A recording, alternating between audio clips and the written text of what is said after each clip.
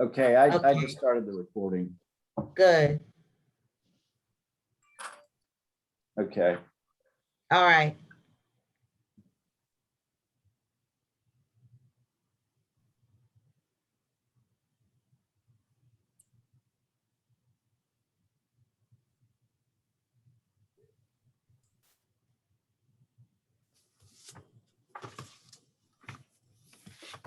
Okay, I think we're all set to begin.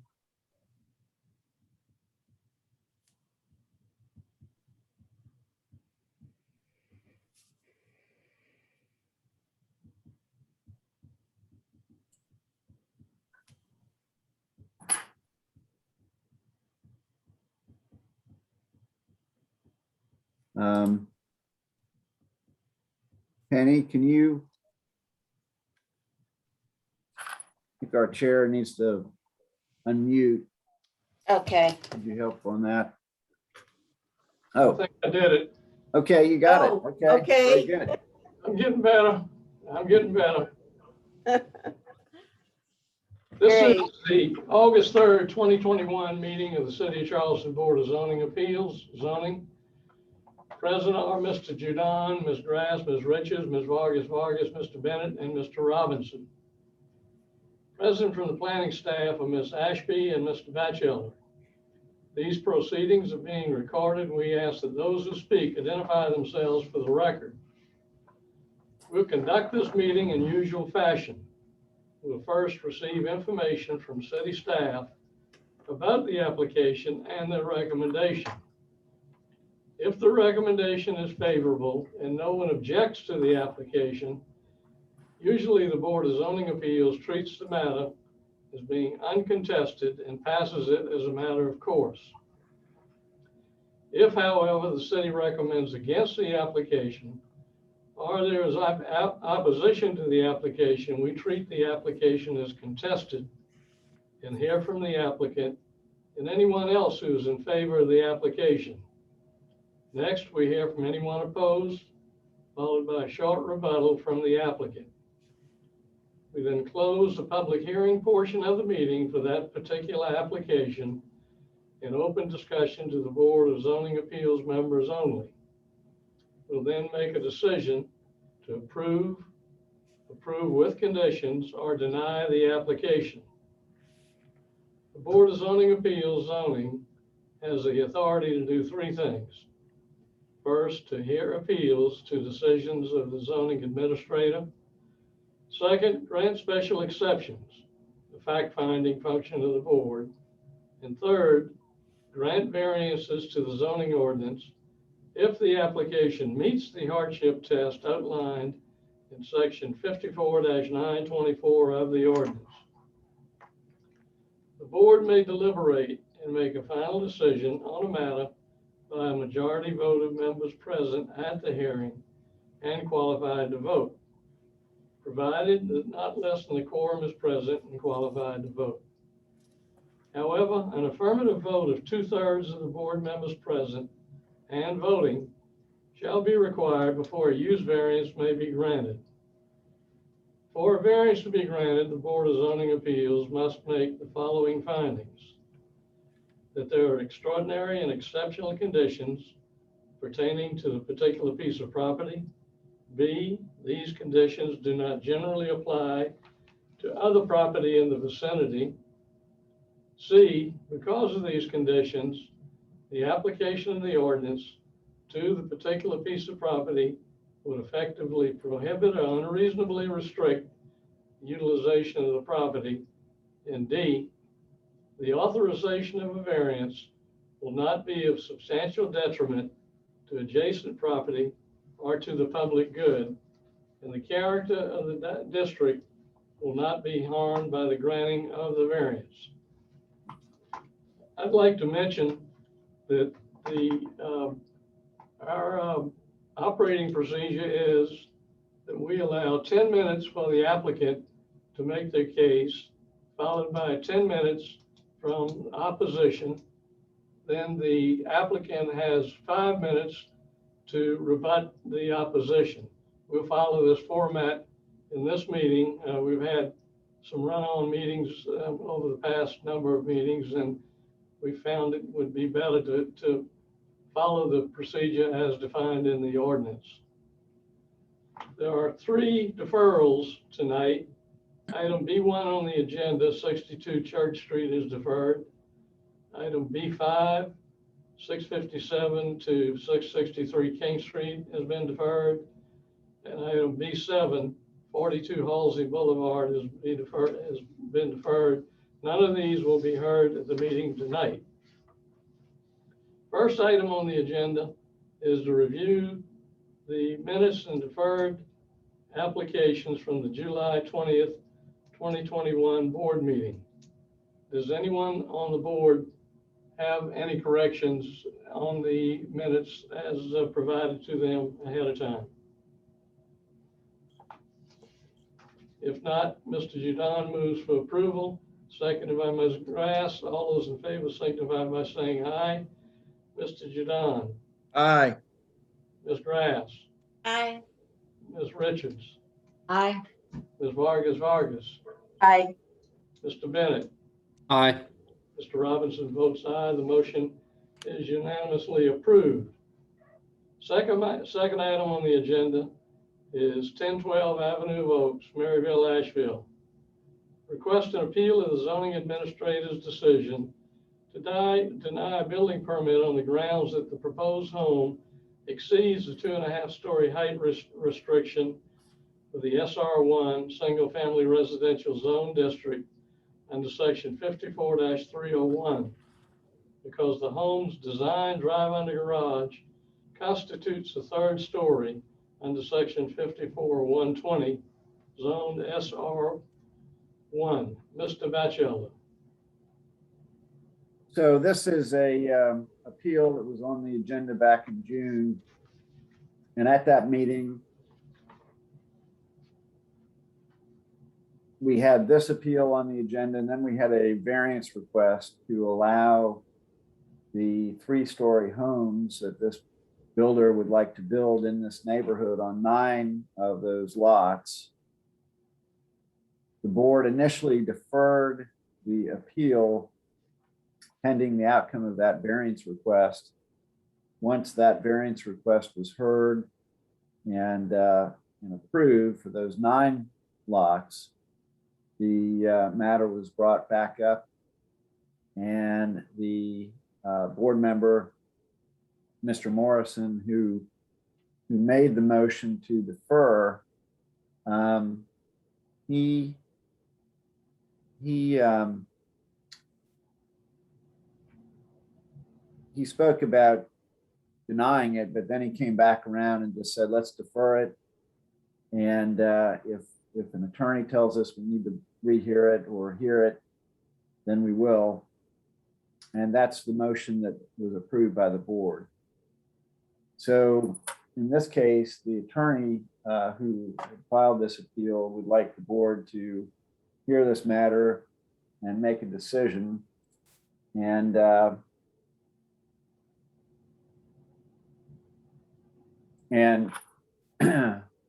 so I will make my presentation. Tim Doman, the attorney who represents the board, is present and can speak to the board if members have any interest in going into an executive session. He would be happy to address you in that session. But otherwise, I'll go ahead and make my presentation and let the applicant go ahead and make his. And we also have some interest, I think, from residents in that area who might want to speak as well. So just to refresh your memory, this was an appeal that was filed for a particular lot within this development, which is known as the Avenue of the Oaks in the Maryville-Ashleyville neighborhood in West Ashley. This map shows the lot that this appeal was filed for. And here's a zoning map just showing that neighborhood and the particular lot where the appeal was filed. right here. So, and just to refresh your memory, there had been a number of lots, I think 13 lots within this neighborhood where these 3-story drive-under homes or two and a half story or 2-story homes with drive-under spaces had been permitted by the city because those lots were in a flood zone under the maps that were in effect until January of this year. And so we had approved those homes because the properties were within a flood zone that required the first floor to be elevated. And in that situation, we have allowed the elevated space to be approved and not count that as a story toward that 2.5-story limitation. But in January, the flood maps changed, and this particular map or particular lot, along with other lots, was no longer in a flood zone. It was an X zone, not an AE elevation 11 zone that required a elevated first floor. And so the opportunity to do the drive-under homes that they had been planning for this lot and a few other lots went away. So that's why they filed the appeal, I guess, and why they filed the variance request. So, and on the city's interpretation and application of the ordinance, the city zoning ordinance defines a story. And here's that definition that's included in the zoning ordinance. And the SR1 zoning category that applies to this neighborhood and many, many neighborhoods throughout the city has a 35-foot, 2.5-story height limitation, which I've highlighted there on that chart. The same height limitation applies to other residential zoning districts that apply to large areas of the city of Charleston as well. And of course, we know that we have flood zones in this area.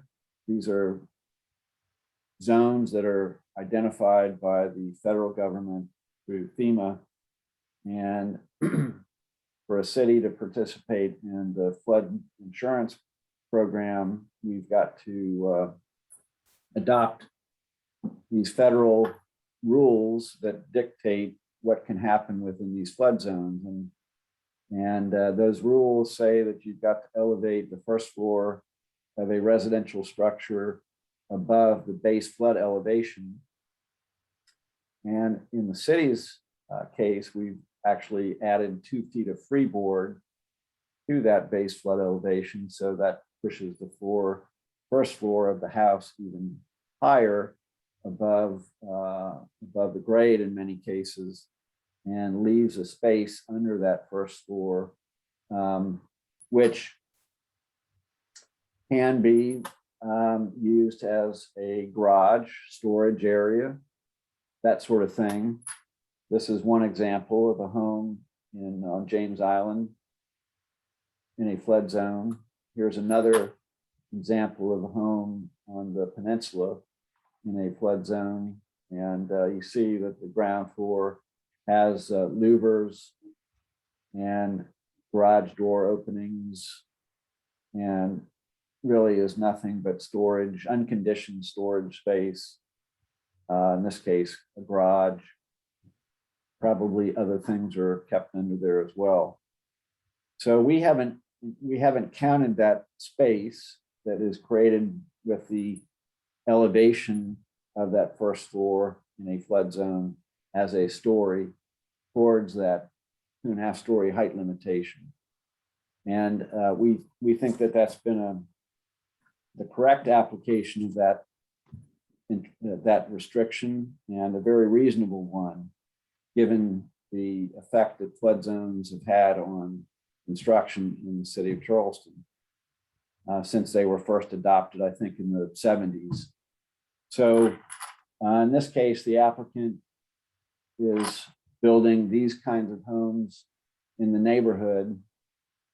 And again, when they were in a flood zone, we would permit this 2.5 story home in that flood zone and not count that space under the first floor as a story. They would like to, they would like the board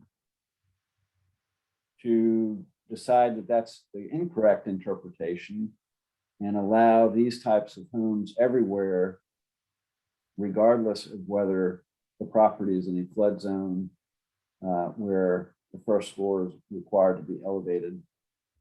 And that would be essentially changing the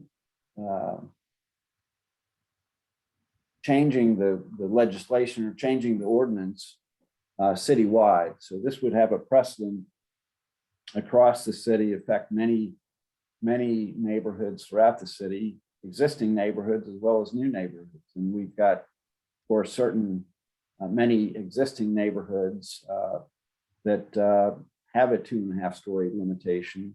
And that is the character of the homes in that neighborhood, not to have drive under spaces, and agreeing and approving this appeal would change that interpretation and suddenly allow these kinds of homes everywhere in these neighborhoods, regardless of whether there was any flood zone elevation impact or not. And we think that that is incorrect. The appellant wants the board to do city council's job, and that is not the job of this board. City council, if they see fit, should amend the zoning ordinance with their legislative authority. And furthermore, we think our interpretation of the 2.5 story height limit within these areas is the correct one. And our application is correct. So for those reasons, we think this appeal should be denied. The city recommends denial. Is the applicant present? May I say something, please, real quick? I apologize. The city attorney has asked to join the panel a couple of times. And I'm going to promote All right, him thank if I you. do see him. Yes.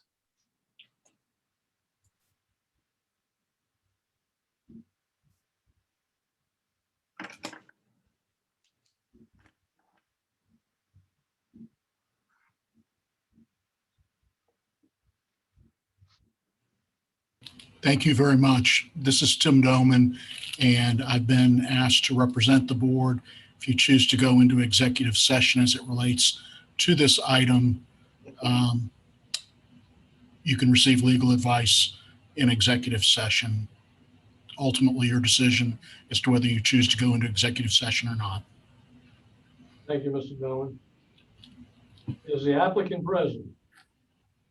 Yes, Mr. Gaskins is present, and I'm going to promote him to become a panelist.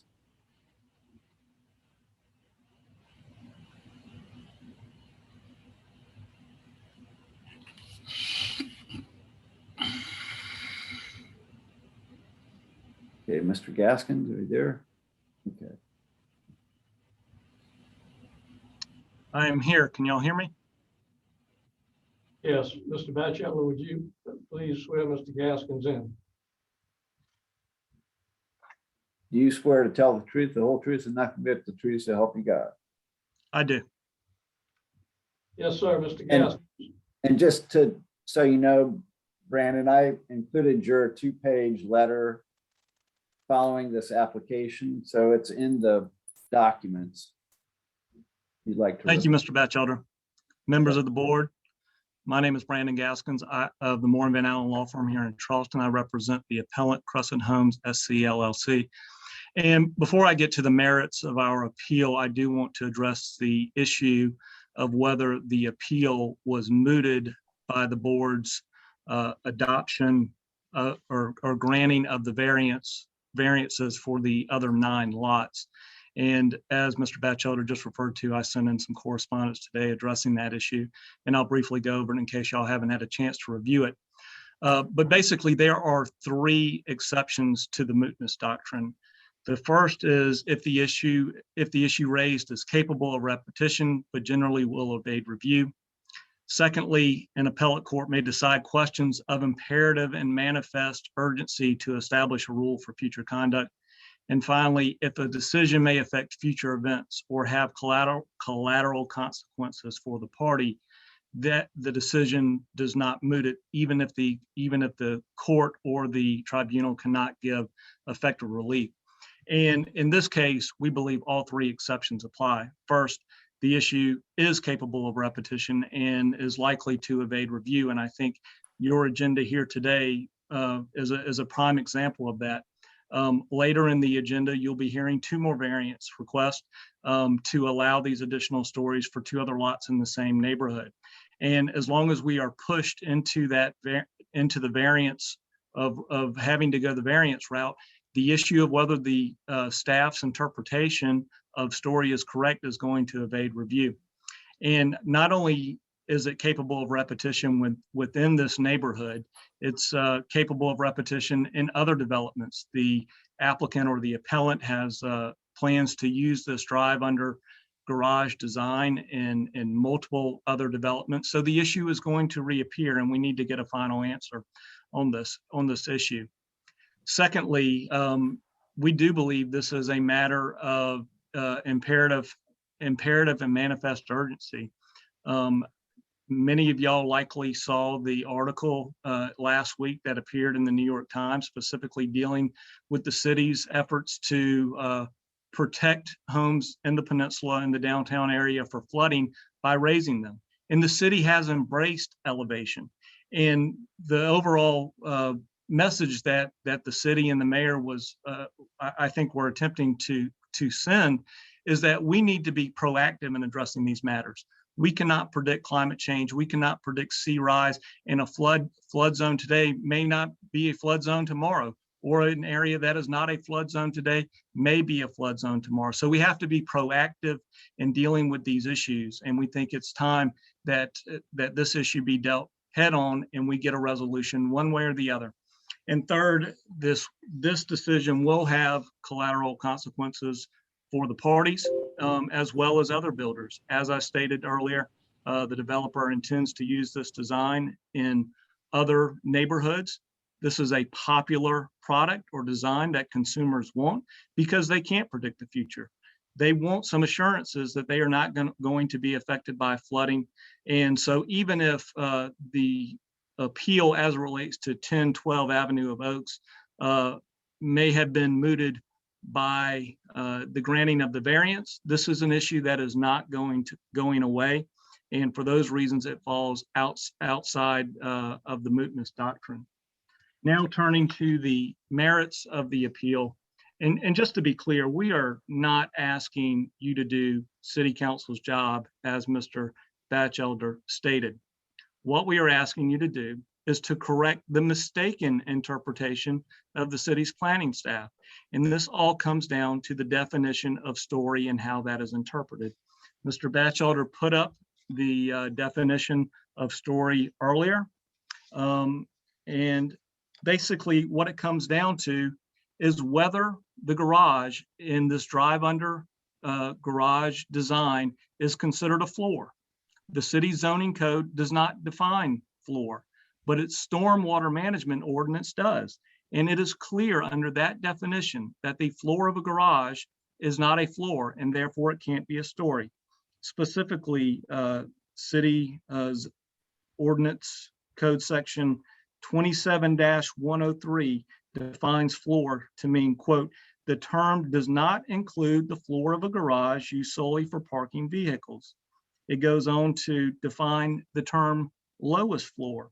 And it says an unfinished or flood resistant enclosure usable solely for parking vehicles, building access, or storage in an area other than a basement area is not considered a building's lowest floor, provided that such enclosure is not built so as to render the structure in violation of the applicable non-elevated design requirements of this article. And that's exactly what we have here. We have an unfinished, unconditioned area that is used exclusively for parking vehicles and for storage, with wood louvers that allows water to flow through it. And not only is that definition of story, which excludes a drive-under garage, consistent with the stormwater management ordinance, the city's interpretation is not supported with any text. As you heard Mr. Batchelder explain, the definition of story changes in their view based on whether the property in question is in a flood zone or not. If you go back to that definition of story, there is nothing in there that mentions a flood zone. So by virtue of that, their interpretation is completely arbitrary and subject to change at the whims of the planning staff. And that is clearly arbitrary and not supported by the text of the ordinance. Last, we would say that the city's interpretation is not consistent with the purposes of the zoning code in general. One of the purposes of a zoning code is to protect property and people from flooding. And this interpretation certainly does not do that. In the Avenue of Oaks subdivision, it borders a marshland. Some of the property or all of the property is in a flood zone. This is in a flood zone. It is in flood zone X. Now, for whatever reason, the city's planning staff does not count that as being in a flood zone for its interpretation. But clearly we are in a flood zone. We are in an unstable, unpredictable environment where we have climate change, rising seas, and we just can't predict the future. So we need to be proactive and start taking measures that protect property and people from flooding. For those reasons, we'd ask that you would grant the appeal, and I'm happy to answer any questions that you may have. Any questions for Mr. Gaskins? Mr. Gaskins, my name is John Bennett, and I have a few questions for you. I wonder if you could clarify for me. Are you familiar with the South Carolina Residential Building Code? Very generally, not in any detail, Mr. Bennett. Okay. It is the statewide legislatively adopted building code governing 1 and 2 family dwellings in the state of South Carolina. It's based on, and I apologize, my screen has just completely cut out on me. Oops. Thank you. I'm sorry. It is based on the Model Building Code, which is published by the International Code Council, which is broadly adopted throughout the US. South Carolina adopts it, and then they make a few state modifications at the state level. And the reason I bring this up is because I think it's important to consider what the building code requires and states and says in its own definitions, which is also, I think, relevant to this project. Mr. Batchelder, would you mind flipping back to the definition of story? Sure. One of the earlier slides in your presentation.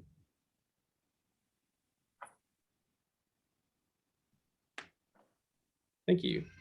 So I'm going to read, if you may, Chapter 3 from the State Residential Building Code, South Carolina Residential Building Code, says that the definition of a story is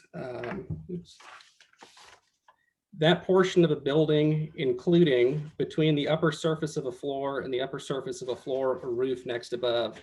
And that language is very, very similar, almost identical to what the zoning ordinance has. And I think that's relevant because the surface of the floor is really where this is going. I think the question that you have posed is about interpreting that ground floor and at what point that ground floor is considered a floor or not a floor. And you referenced the stormwater management ordinance, which has language specifically excluding that ground level floor. And I suspect that where that language arises is actually from the South Carolina Residential Building Code, which has a section, chapter 3, excuse me, on, let's see, pardon me a second. This is the chapter on flood resistant construction, which for projects that are in these zones, it excludes that lowest level as a slab on ground, specifically exempting this floor for the purposes of redefining the lowest floor. So I guess my point I'm getting at is that portion of the stormwater management code in the lowest floor is reestablished for flood resistant construction intentionally. And I think that is the same approach the city has taken, or appears to be, when it comes to defining that lowest level for flood resistant construction. And I don't think that that issue through the building code has been brought forward. And I just wanted to point that out, that from the building code standpoint, a story is a story. There's not a lot of ambiguity as to what constitutes a story, that lowest floor being exempted only in the case of flood resistant construction. I'd like to address that, Mr. Gaskins. Well, I'm not sure that I completely understand Mr. Bennett's point. I think the definitions in the stormwater ordinance, even if it's consistent with the building code, supports our position that the floor of the garage, or the surface of the garage, is not a floor. And to the extent that the city is interpreting it consistently, I think it needs to be consistent. Yeah. If a drive under garage is not considered a story in a flood zone, there's nothing in the definition of story in the zoning ordinance that allows it to be considered a story when it's not in a flood zone. So, Mr. Gaskins, if you'll bear with me, my follow-up question to this is, it sounds like your intention is to comply with the flood resistant construction so that you can use this exception. My question is, will your client follow through the remainder of that chapter and use flood resistant construction throughout that entire ground level? Well, I don't know the answer to that, but I do know that whenever they go through the building permit process, they have to submit plans that comply with the applicable building code. And so to the extent that they don't comply with the applicable building code, they wouldn't be permitted. So if it applies, yes. If not, I'm not sure I know the answer to that. So if it's, okay, so I guess what I'm getting at is, if their intention is to comply and take advantage of this exception, then that would be one thing. But if they, I'm trying to, sorry, I've lost my train of thought.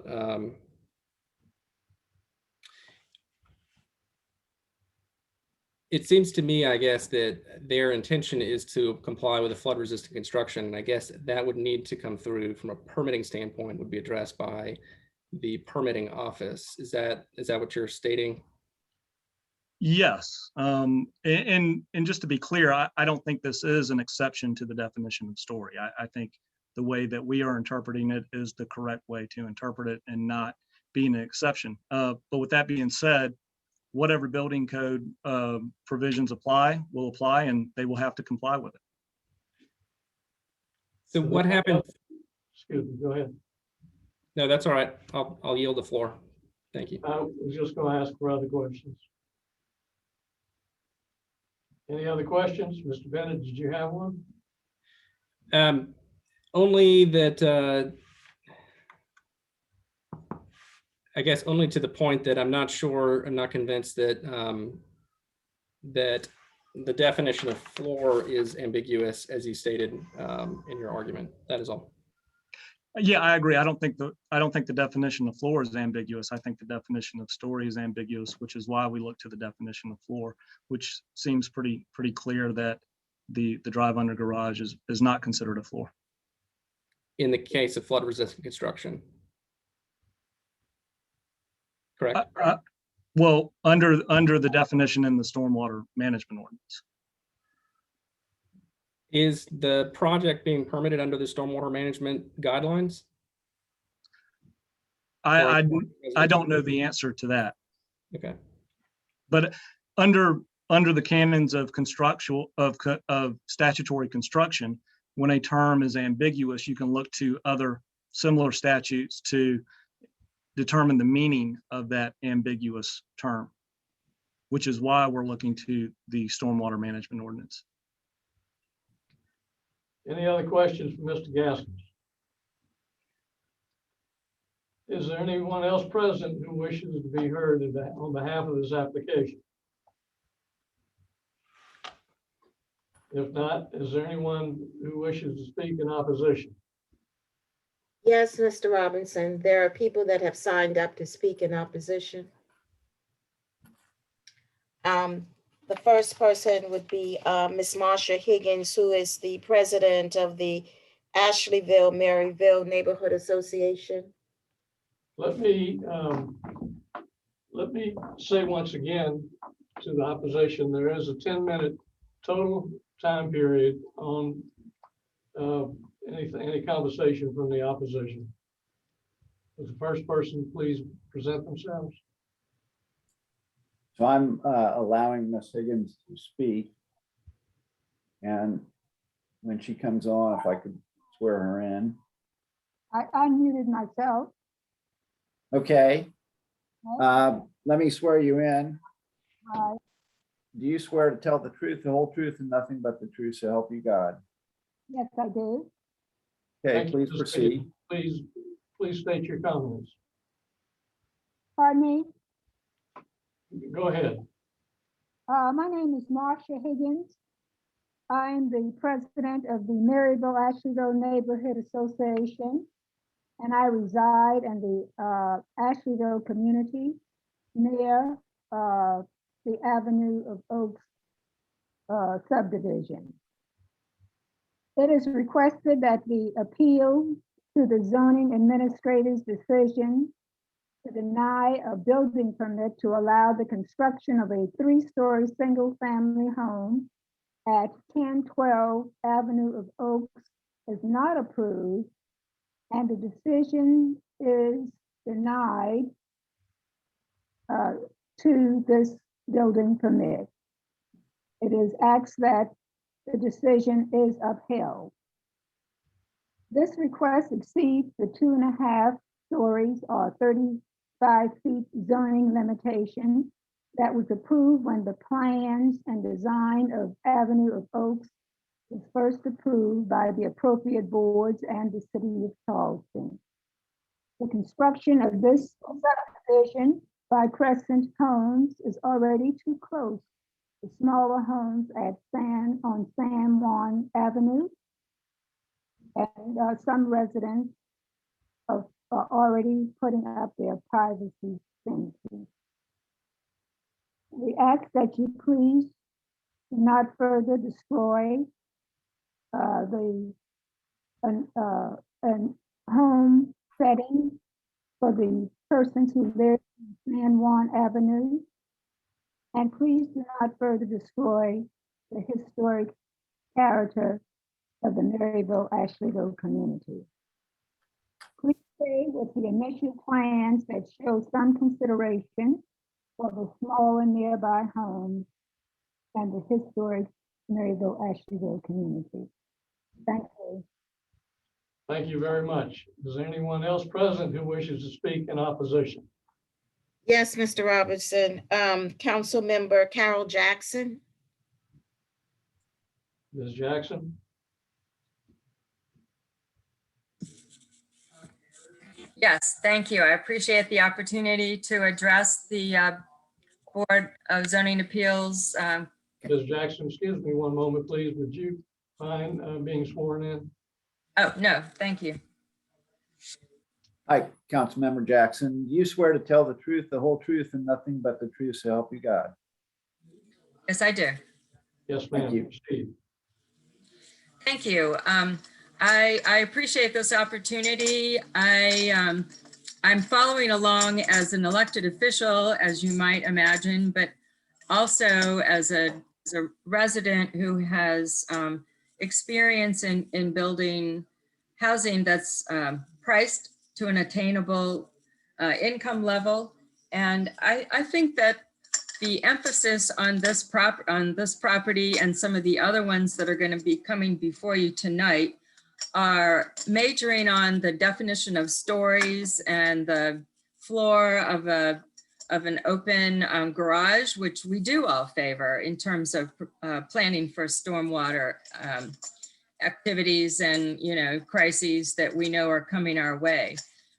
What I don't understand is why we're not discussing the 35-foot height limit and agreeing that by building under 35 feet or under is not a hardship to a builder. The first house that Mr. Batchelder showed you tonight as an example of a house that's elevated on James Island happens to belong to me and my husband. And it was never in danger of exceeding the 35-foot height limit. I think if the builders would be considering the location of where they're building as a modestly priced neighborhood, obviously we are revering Maryville, Ashleyville as an historic African-American settlement community. There's a lot of history being written and, as I said, celebrated. So if we stay with the 35-foot height limit, I think that these owners of those new properties can be building property that works out for everyone. I know that might be too much of an original argument for an appeal, but I do think that some of the topics that you were discussing during the appeal are applicable to the denial of the appeal or the staying with the original ruling of the zoning administrator to deny the building permit. And I would also say that they will qualify for the rationale for the reasons that you should deny the 2 variance requests later in your agenda. Thank you very much. Thank you. Any questions from Ms. Jackson? Is anyone else present who wishes to speak in opposition? Yes, Mr. Robinson. Diane Hamilton, who is a resident and on the board of the Ashleyville, Maryville Neighborhood Association. And Hello. hello, Ms. Hamilton. Yes, Let me good swear you- evening. Let me swear you in. Do you swear to tell the truth, the whole truth, and nothing but the truth, so help you God? I do. Thank you. Please proceed. Good evening. My name is Diane Hamilton, a lifelong resident of the Maryville-Asheville community and the immediate past president of the Maryville-Asheville Neighborhood Association. I am asking the BZA to support the city zoning administrator's decision to deny building permit on the grounds that proposed home exceeds the 2.5-story height restriction for the SR1 zone district, and the underground garage constitutes a 3rd story. The argument that because the area is unfit disqualifies it from being classified as a story causes me to think how it is common practice that many property owners convert garages into living spaces. A property owner using this quote loophole could then get around the zoning ordinance. In addition, I do not think that the error made by a former employee should be allowed to serve as a precedent. The surrounding neighborhood, historic neighborhood, consists of mostly 1-story homes and several 2-story homes. Thank you this afternoon for listening to me. Thank you. Any questions, Ms. Hamilton? Anyone else wish to speak in opposition? No one else, Mr. Robinson. Could I maybe just add a couple more things? I think where Mr. Bennett was going is that the definition, and you can correct me if I'm wrong, but the definition that he was referring to speaks to the flood zone, which again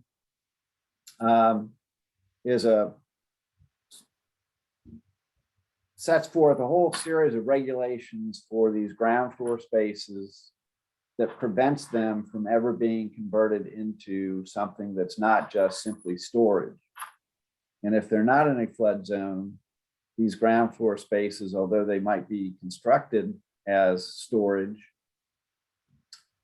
could easily become conditioned space, expanded space for the house. We know that that's what happens over time. People decide they want to add more space to their homes, and garages get converted into living space. And in this case, a full story would become conditioned space. And so if they're not in a flood zone, where we have rules that would prevent that, and we would not have the ability to stop that from happening. We know that changes happen on homes without permits being issued. And even if people come in for permits, the city zoning staff is not reviewing those kinds of permit requests. We review permit requests for additions, for new construction, that sort of thing. We don't necessarily review permit requests to alter interior spaces within homes. So those are just some additional points I would like to make. Thank you. Mr. Gaskins, you have 5 minutes for rebuttal. Thank you, and I will try to address the different points that were made regarding Mr. Batchelder's last statement. I think this is definitely something that can be prevented, the conversion of garage space to conditioned space. If a drive-under garage is converted, it has to have a building permit. And through that process, whoever's reviewing it can review it and say, okay, will this comply with the zoning? And if you are converting that unconditioned open space to a conditioned space, it then becomes a story. And at that point, it would no longer comply with the zoning requirements and the height limitation. So to the extent that it's not done doesn't mean it can't be done. If that is a legitimate concern, there are processes that can be put in place to prevent that. Secondly, with respect to Ms. Jackson's comments on height, just to be clear, we are not requesting a variance from the height restrictions. Those restrictions are 35 feet. However, when you're in a flood zone, you can increase that by a little bit, and that's all we're asking for here. So, and not that it would apply in all other developments, but with respect to Avenue of Oaks, we're asking for 37.5 feet, which is under the height limitations for the SR1 district because these properties are in a flood zone. With respect to the members of the Maryville-Ashleyville community, I certainly respect their point of view and understand their concerns, but there's a fundamental flaw with their position. Those properties on San Juan Avenue, except for, I believe, 4 that are in the city, but probably 20 that are in the county, are in the R4 zoning district in Charleston County. The height limitation is 35 feet. There is no limitation on stories. So the design that they are opposed to is permissible by right for every single parcel on San Juan Avenue except for 4. So if this product can be built on San Juan Avenue, it doesn't make much sense to me that it can't be built in an adjacent neighborhood. So we do not believe it is going to transform the district or be harmful to the neighboring properties. This is doing what is allowed in the R4 district. Thank you. Thank you very much. That closes the public hearing portion of the meeting. Are there any comments, discussion, motions from the board?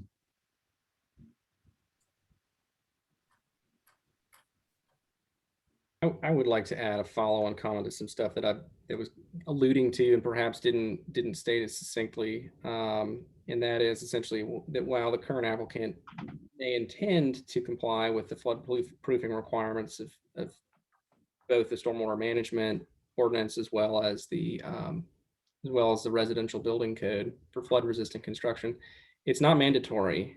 And that exception would apply only in the case of those types of construction where that type of construction is required.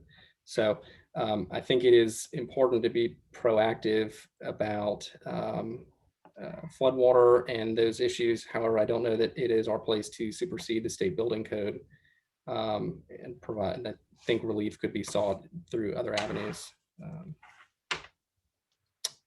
That's my my thought on that issue. Any other comments from the board? I agree. I think that our position is to follow the rules that are already present, and it's not our responsibility to overrule any ordinance, and that city council perhaps need to go and take another look at this. But I agree with Mr. Batchelder to deny. Any other comments? Are there any motions? I move to deny the motion for the ordinance. I'll second that motion. It's moved and seconded. All those in favor signify by saying aye. Mr. Judon, Aye. Ms. Grass, Aye. Ms. Richards, Aye. Ms. Vargas. Aye. Mr. Bennett, Aye. Mr. Robinson votes aye. The motion is unanimously approved. Thank you very much. Next item on the agenda is 16 Broughton Road. Mr. Bennett will be recused from this item. Request a variance from section 54-301 to allow an addition garden room to an existing garage with a 5.4 foot east side setback and a 6.4 foot rear setback, 9 feet and 25 feet required. Request special exception under section 54-110 to allow an existing HVAC platform expansion that extends a non-conforming 3.2 foot rear setback, 25 feet required, zone SR8. Mr. Batchelder. Mr. Batchelder, I'm sorry to interrupt. Will you please place me on hold? Oh, yes, I'm sorry. Thank you. We're missing our technology person, so I've got more responsibility tonight. I've got to be on top of that. Let's see.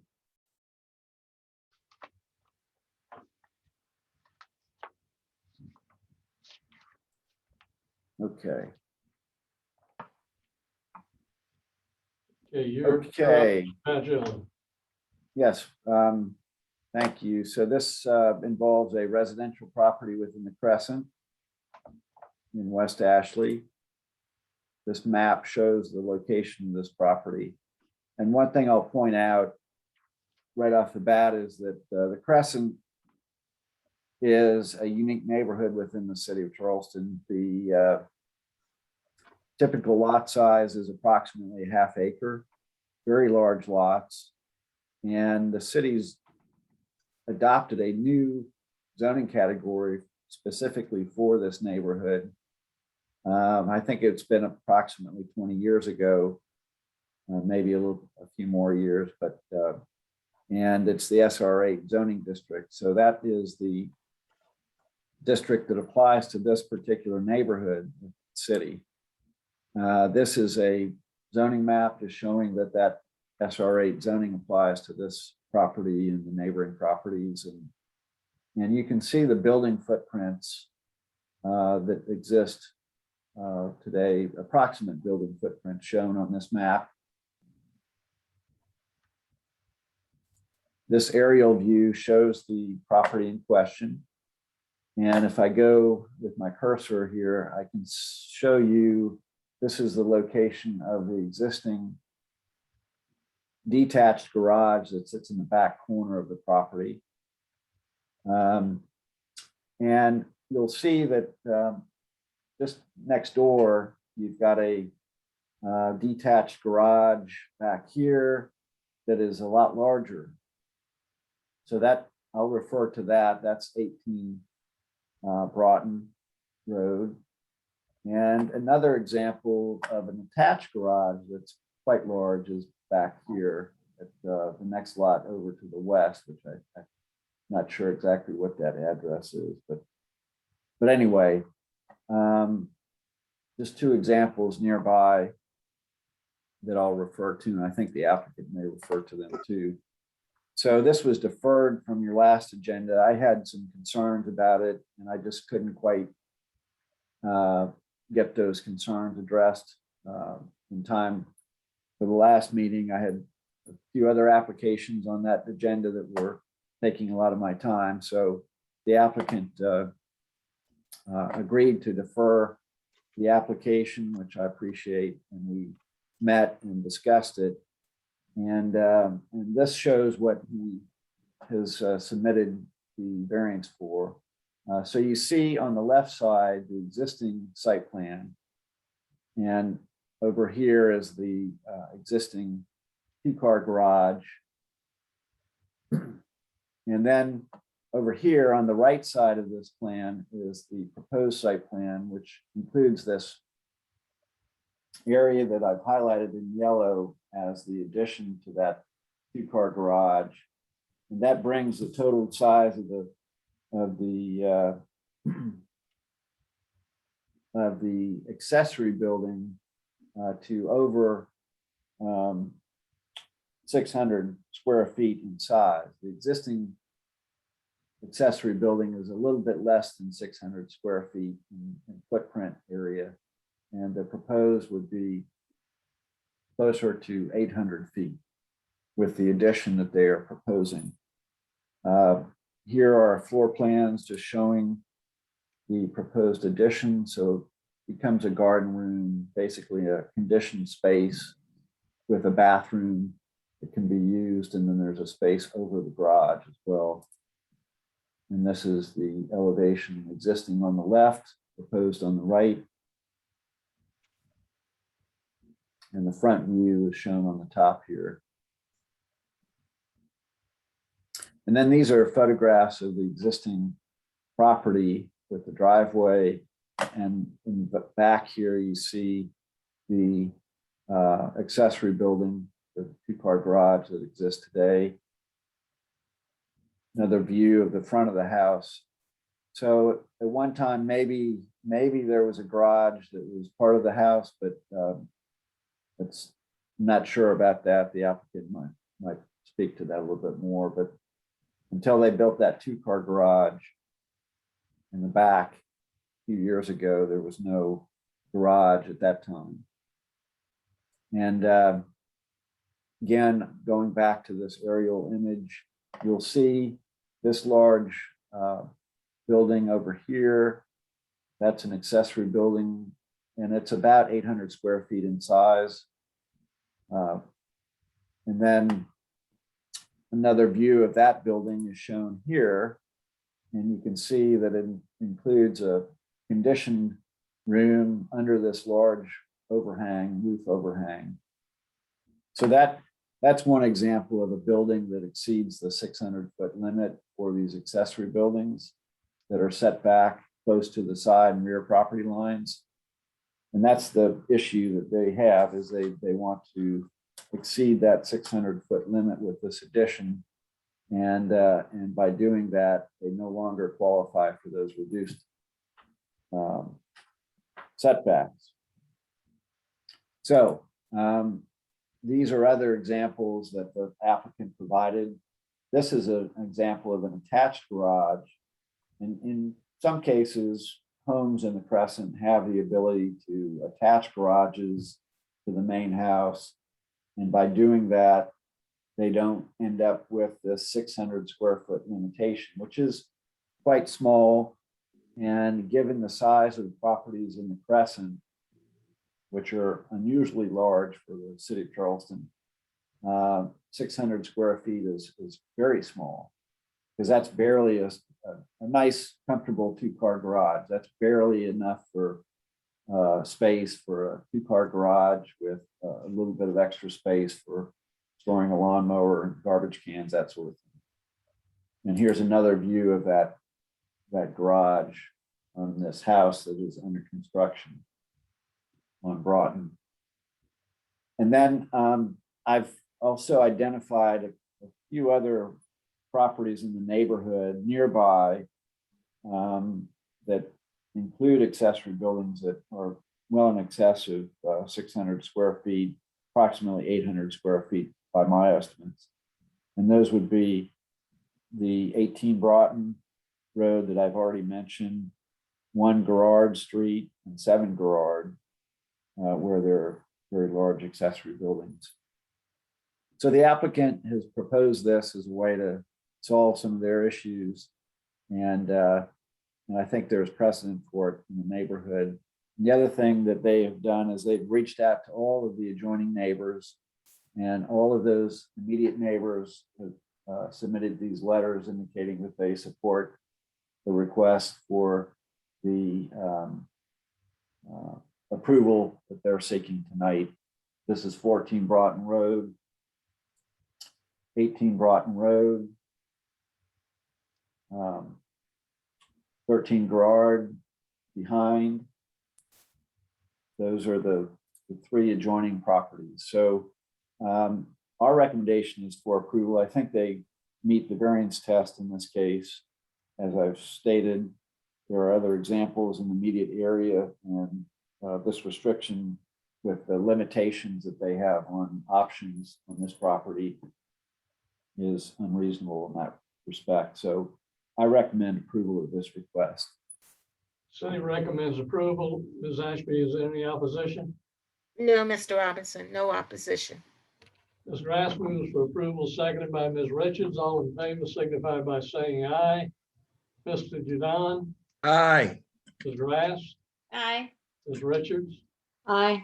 Ms. Vargas. Ms. Vargas. Aye. Mr. Robinson votes aye. The motion is unanimously approved.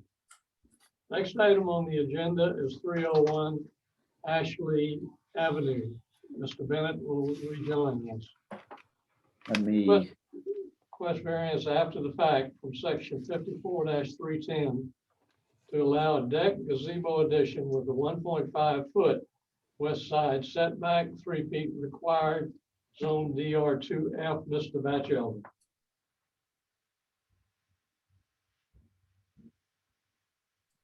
this matter was before the board at the last meeting. And just to refresh your memory, after hearing this request, the board elected to defer this request to allow the applicant to meet with the neighborhood association. They did that shortly after the board meeting, and the board, as you'll see, sent an email indicating that they voted to support this request. But this is the property on the corner of Ashley and Fishburne, and house faces Ashley Avenue and has a yard that you can see from Fishburne. So if I move on, we've got the existing large tree on the property. And this view right here shows the area where the deck is constructed with this gazebo that is back here next to this house. And so more images. The deck that has been constructed is shown here with the 1.5 foot setback off of 193 Fishburne. And here's the view of what exists today. The setback requirement in this case from that house at the back of the deck is only 3 feet. So 3 feet is what's required, 1.5 feet is what's provided with what the owner has constructed here. It's a small variance. Nevertheless, it's an unusual kind of a structure to be placing close to a neighboring house. However, as we explained last time, the applicant has provided letters of support from the 2 adjoining property owners, Connor McCann at 297 Ashley Avenue, and Ryan, I'm not sure of that last name, at 193 Fishburne Avenue. And then here is the email from Mr. Palmer, the president of the West Side Neighborhood Association, indicating that they voted to support 301 Ashley Avenue, the variance for the deck constructed without a permit. So we had concerns about this because of an objection that had been raised by a member of that neighborhood association, but it appears that that matter has been resolved and everybody is in support. We recommend approval of this request. City recommends approval. Ms. Ashby, is there any opposition? No, Mr. Robinson, no opposition. Ms. Richards moved for approval, seconded by Ms. Vargas. Vargas, all in favor signify by saying aye. Mr. Judon, Aye. Ms. Grass, Aye. Ms. Richards, Aye. Ms. Vargas, Ms. Vargas, Aye. Mr. Bennett, Aye. Mr. Robinson votes aye. The motion is unanimously approved. Next item, 62 Church Street has been deferred. Next one is 1029 Avenue of Oaks, Lot 40. Request variance from section 54301 to allow construction of a 3-story single-family residence that exceeds 35 feet in height. Limit is 2.5 stories, 35 feet. Zone SR1, Mr. Batchelder. So here we have a new application for this variance request within the Avenue of Oaks development. This map shows the location of 1029 Avenue of Oaks. And you'll see that it is adjacent to homes that front on San Juan Avenue, which is the neighboring neighborhood really to this new development of Avenue of Oaks. The zoning map shows the zoning of the Avenue of Oaks property, SR1, and the neighboring properties. So Ashleyville, Maryville, the neighborhood where this development is located, is typically 1-story homes, some 2-story homes, and then you've got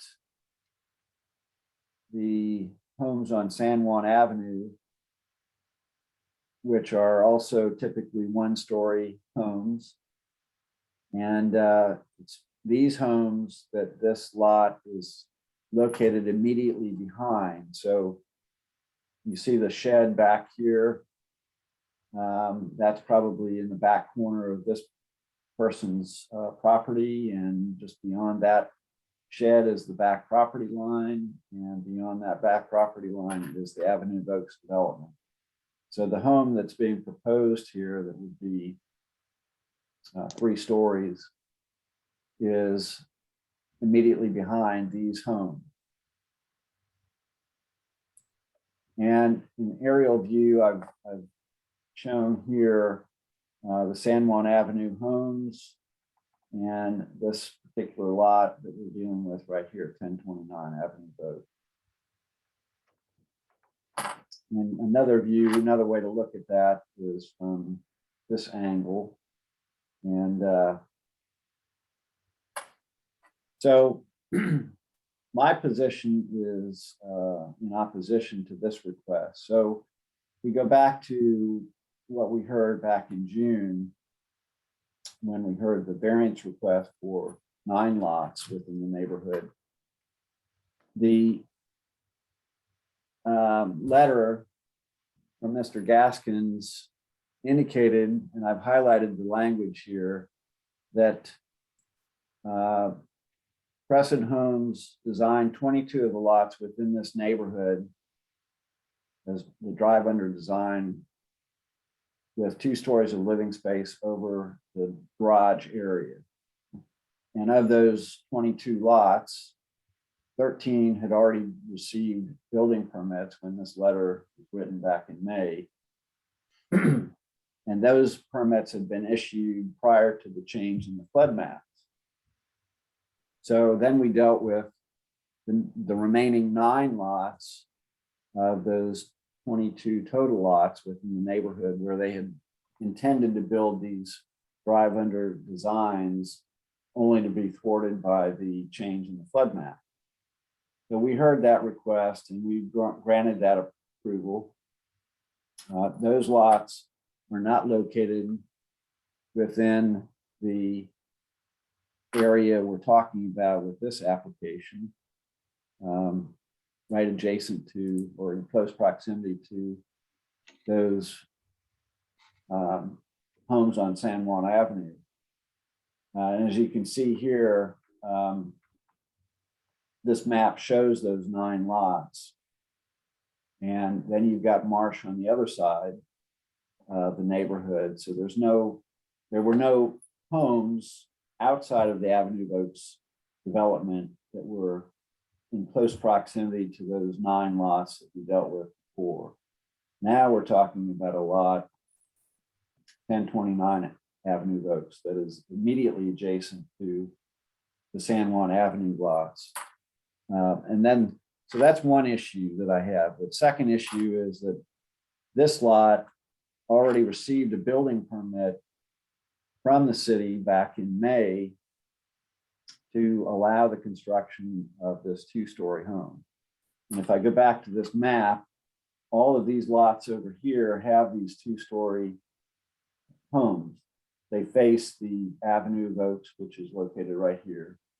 And then these lots over here face a nice park space that was donated by the developer to the East Cooper Land Trust. And so this lot was not part of those 22 lots that was intended to be drive under lots in the original plans for the development, according to what Mr. Gaskins submitted to us. So anyway, we approved these plans. This is the 2-story home that would go on that lot. And this is the site plan showing that approval. And so for that reason, I don't believe that we should approve this request. It's immediately abutting these neighboring properties on San Juan, would adversely affect them. The lot was not intended to be a drive under home lot. And we've already issued the permit for a 2-story home. So, which I think kind of makes it difficult to argue that you suffer some sort of hardship by not receiving the 3-story, I guess 37-foot tall plan approval. So for that reason, my recommendation is for denial of this request. City recommends denial. Is the applicant present?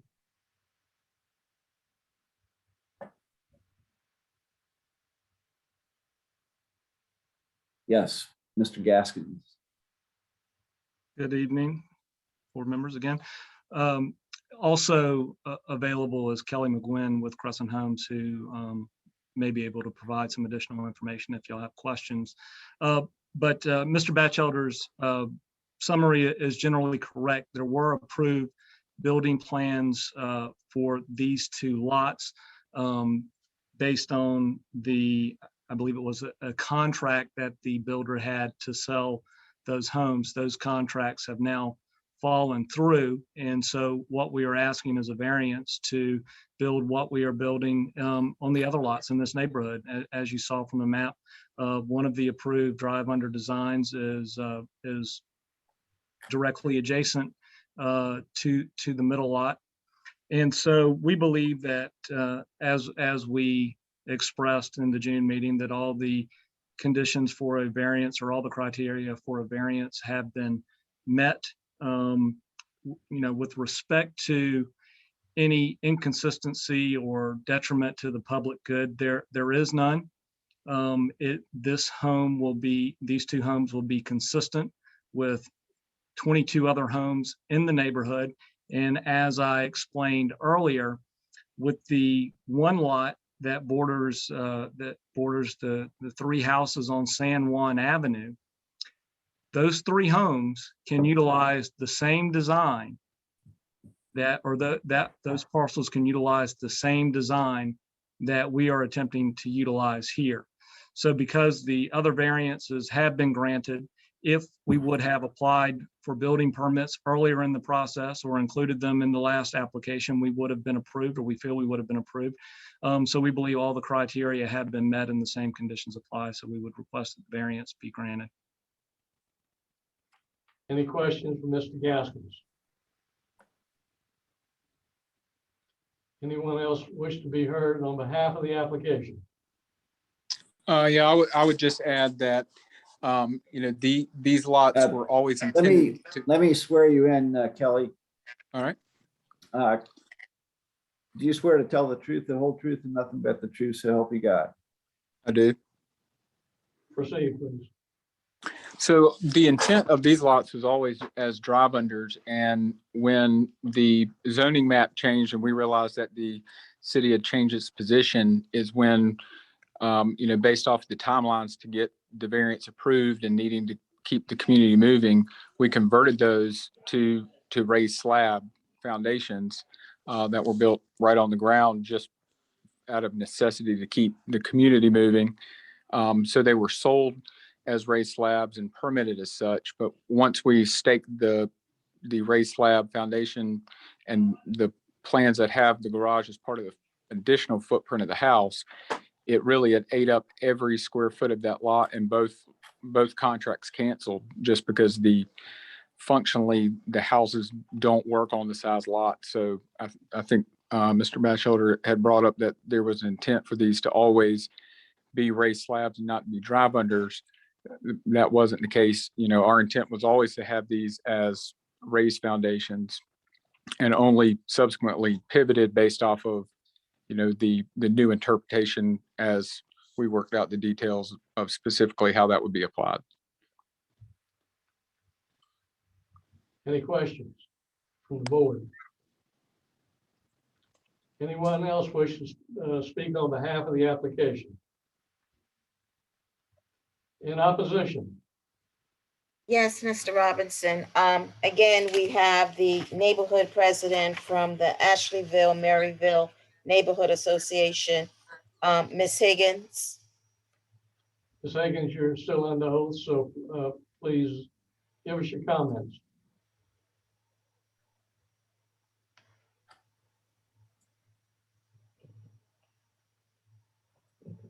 Okay, I just unmuted myself. Again, I'm Marsha Higgins, president of the Maryville Ashleyville Neighborhood Association. And it is requested that this agenda item B2 1029 Avenue of Oak is not approved to allow construction of the three-story single-family home that exceeds the 2.5-story limitation for homes in the Avenue of Oak subdivision. I request again that you please stay with the initial plans that show some consideration for the smaller nearby homes on San Juan Avenue and also the historic Maryville Ashleyville community. Thank you. Thank you. Anyone else in opposition? Yes, Mr. Robinson. Again, Council Member Carol Jackson. Ms. Jackson? Yes, thank you, Chairman. I too am continuing to be in opposition to this variance and the one behind it. I think it's very difficult for the builder to demonstrate hardship when we know that there can be very lovely, affordable, and marketable homes that are a smaller density, smaller square footage of density. That would go along with the character and the history of Maryville, Ashleyville, as well as the city's stated goals to be facilitating housing price points that are attained by our workforce and the desired residents who are moving to the area. Not every house that's built new needs to be maximum density for a particular lot. I heard Mr. McGuinn, I think his name is, say that this, once they showed the prospective buyer what the house would look like, that was under contract for a different style. The contract fell apart because nobody wants to live on a property that just is way too big for the space that is granted it on the land. So I would appeal to the Crescent builders to design a smaller scale home. Thank you. Any questions, Ms. Jackson? If it would be possible just to create some clarity Please, around. you're not allowed to speak at this point. Any questions, Ms. Jackson, from the board? Anyone else in opposition? Yes, Mr. Robinson, Miss Diane Hamilton. Ms. Hamilton? Thank you again for allowing me to add my voice to this discussion. And I concur with all that Ms. Higgins and Ms. Jackson have said, so I won't repeat everything, but I concur 100%. And I think the original plan that was approved by the city for the two-story home should be approved and deny the request for 3 stories because of its impact or potential impact on this historic neighborhood. Thank you. Thank you. Any questions from the board for Ms. Hamilton? Ms. Ashby, is there any other opposition?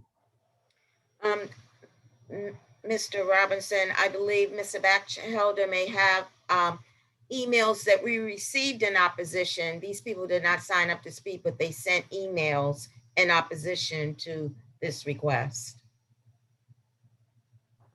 Thank you. Does Mr. Batchelder want to go over those with us, or he just wants them introduced into the record? Oh, yes, thank you. So I do have an email that was sent last week from Councilmember Sheed that represents this area of West Ashley, and he says that he supports upholding the administrator's denial as to A2 and the denial of the application of item B2, which is the application we're looking at here. So that is from Councilmember Shahid. And then I have an email from Charlie Smith, 333 Wapu Road, who indicates that he is opposed to this request as well.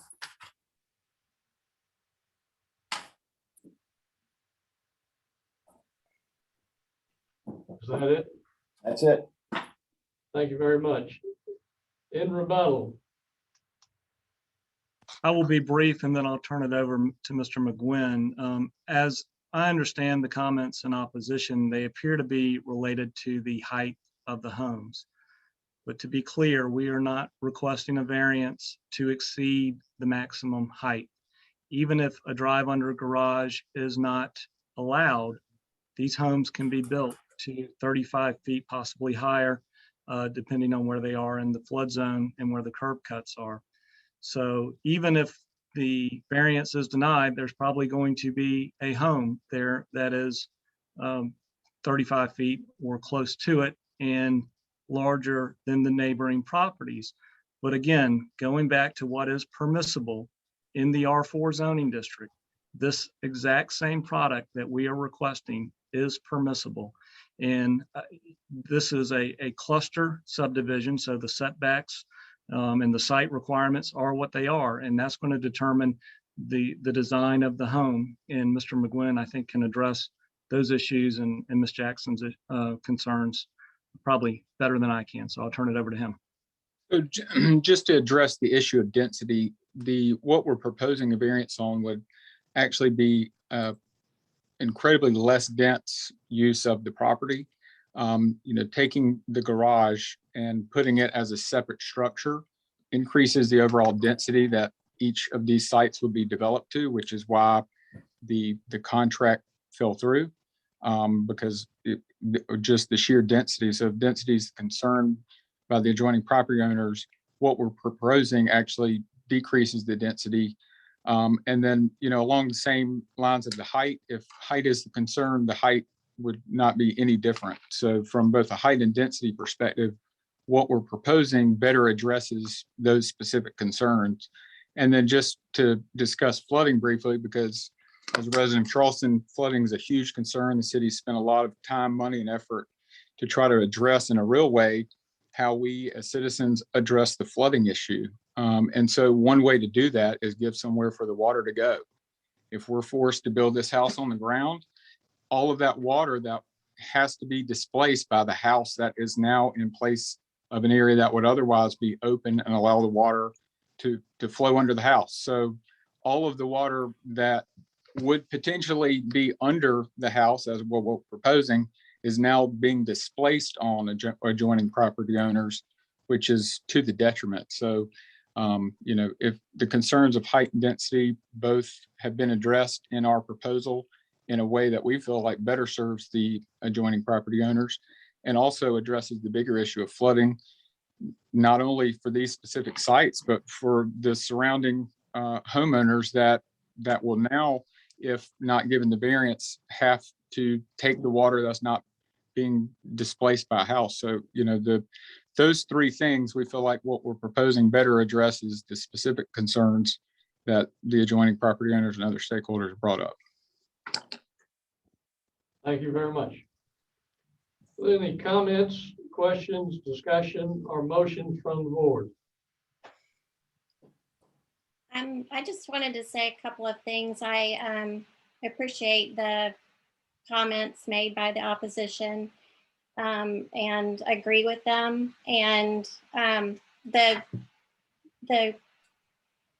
justification or the arguments made by the applicant about the structures being built, it sounds like that it has a lot to do with the location near the marsh, or stormwater concerns, not building on the land. It just sounds like maybe it's not the right location to be built, period. So I don't feel like that they've created or that they've proven that there's a hardship. It sounds like that the hardship is something that they might be creating, and it sounds more like a design issue. I do hope that they will consider the neighboring historic neighborhood and building more in character with that. So that's all I want to say. Any other comments, questions, or motions? I move for denial. Motion for denial by Mr. Jadon. Is there a second? I'll second it. Seconded by Ms. Grass. All in favor signify by saying aye. Mr. Jadon. Aye. Ms. Grass. Aye. Ms. Richards. Aye. Ms. Vargas. Aye. Mr. Bennett. Aye. Mr. Robinson votes aye. The motion is unanimously approved. Thank you very much. Next item on the agenda is number 3, 1027 Avenue of Oaks, lot 41. Request a variance from section 54-301 to allow construction of a 3-story single-family residence that exceeds 35 feet in height. Limit is 2.5 stories, 35 feet, zone SR1. Mr. Batchelder. And this is the lot next door to the one we just heard. This map shows the location. Again, the zoning map, SR1. This lot is in close proximity to the homes on San Juan Avenue. Here we have another view of that relationship between those homes and this lot. So again, the arguments are the same, basically. This was not one of those lots that was identified in the letter from Mr. Gaskins that indicated that Crescent Homes originally planned to build on only 22 of the lots in this neighborhood with these drive-under homes. And this is the home that was approved by the city back in May of this year, 2-story home.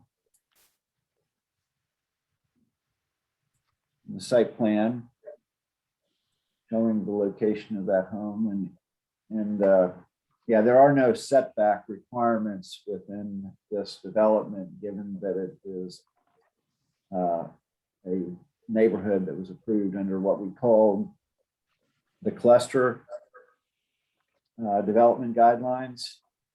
And that's where you can group lots, smaller lots together to save open space. And that's what they did here with that Avenue of Oaks. But there are no setback requirements. So the lots can have large homes on them if this is approved, and those homes can be in very close proximity to neighboring homes. So our recommendation is the same. We don't think that this qualifies for the variance to allow this type of construction. We've already permitted a 2-story home on this lot. This is not one of those original 22 lots that were intended for drive-under homes. And the proximity of this lot to those neighboring properties on San Juan Avenue is a concern. So we feel that this variance request should be denied. City recommends denial. Is the applicant present? Mr. Gaskins?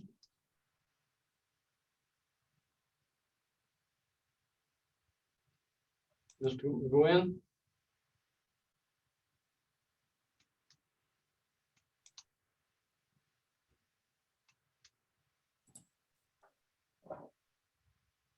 Is the applicant present? I don't see Mr. Gaskins. See Mr. McGuinn. Mr. McGuinn?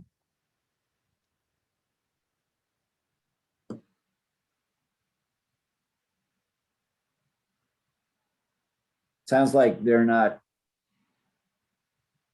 going to speak on this application.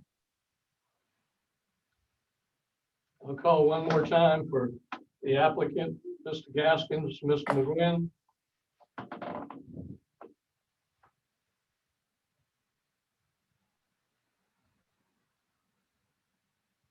Is anyone present in opposition? Yes, Mr. Robinson. Marsha Higgins with the Ashleyville, Maryville Neighborhood Association. Thank you so much. Again, I continue to request that the board please stay with your initial plans that show some consideration for the smaller nearby homes on San Juan Avenue and the historic Maryville Ashleyville community. That you deny this request for item B3 1027 Avenue of Oaks. Please do not approve this request. Thank you. Thank you. Anyone else in opposition? Yes, Mr. Robinson, council member, Ms. Jackson. Thank you, Chairman. I continue my opposition to this request for variance. I did want to clarify my position that I stated on the last item. I'm in favor of builders being respectful of the climate studies that have been done and our stormwater understanding of better water management, stormwater runoff design. So I fully support builders that are trying to elevate their properties. And I think that having a breakaway walls garage is a good use of that elevation space. what I'm suggesting is that it's not a hardship for this builder to determine that he can stay within the 2.5-story constraint by building an elevated first floor and putting 1.5 stories on top of it. That can be a lovely home. And it can be very attractive to the buyers that are moving to our region to take the jobs that are being created by our IT industry and a lot of the economic development business that's going on in the city. So I just don't think there's a hardship, but I am in favor of elevated building types. Thank you. Thank you. Anyone else in opposition? Yes, Mr. Robinson, Ms. Diane Hamilton. Good afternoon again. I would like to just reiterate what have been said before in opposition to the projects relating to the Avenue of Oaks. I'm asking you to deny approval of this latest request and keep in mind the entire neighborhood as we try to move forward. Thank you very much. Thank you. Anyone else in opposition? I had the same 2 letters. I think that we're referring to this lot as well. Is that true, Penny? Yes, sir. Yeah, from Councilmember Shahid and Charlie Smith. Thank you. In rebuttal, does the applicant wish to submit a rebuttal? And I think Mr. McGuinn, who was on the call earlier but did not speak, he is no longer listed as an attendee or panelist. So the applicant is no longer present. Correct. Ms. Richards moves for, excuse me, Ms. Richards moves for denial, seconded by Ms. Vargas. Vargas, all in favor signify by saying aye. Mr. Judon? Aye. Ms. Grass? I wanted to clarify something too real quick. Is that okay? Sure. Just that I didn't intend to say that that the applicant was not, should not be allowed to build on the lot. I was just stating that the points that they raised in regards to hardship did not meet the hardship test, in my opinion. So I just wanted to clarify that. Thank you. And you vote in favor of the Yes. motion. Ms. Richards? Aye. Ms. Vargas? Aye. Mr. Bennett? Aye. Mr. Robinson votes aye. The motion is unanimously approved. Next item on the agenda is 131 Columbus Street, Canterbury, Elliott Borough. Request special exception under section 54-220 to allow 175 unit accommodations use in an LIA, Light Industrial Accommodation Zone District. Mr. Batchelder. Thank you. So 131 Columbus Street, that is a property located between Columbus and Spring Street, rather. It is just east of King Street, between King and Meeting. It is adjacent to the former railroad right-of-way, which is now part of the future Low Line Park. And it is just to the east of the U-Haul property on King Street. So this property has a warehouse structure on the property that was originally used for that use, warehousing and distribution. And in more recent years, it has been used as a bowling alley and bar restaurant space. And this aerial image shows the view of that property. The property shown here is zoned light industrial. It is within the accommodations overlay zone. And it is within the area designated as a potential an area for potential full-service hotels, what we define as full-service hotels in the zoning ordinance. And that is what is being proposed here. To have more than 50 rooms within this area. The property, the facility, the accommodations facility must be a full-service hotel as defined in our zoning ordinance, and that's what they're proposing.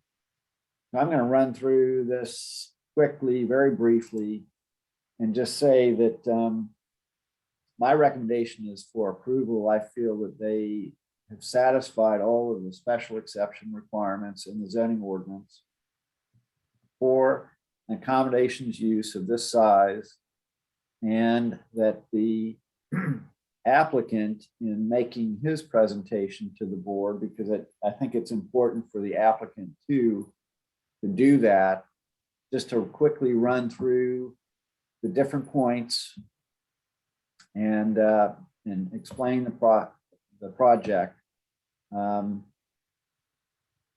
That is important because it is this is a special exception. It is a hotel, and it is a lengthy series of conditions that have to be met in order for the board to grant this approval. But very briefly, I'll just run through a few things here, and then we can go back through it. But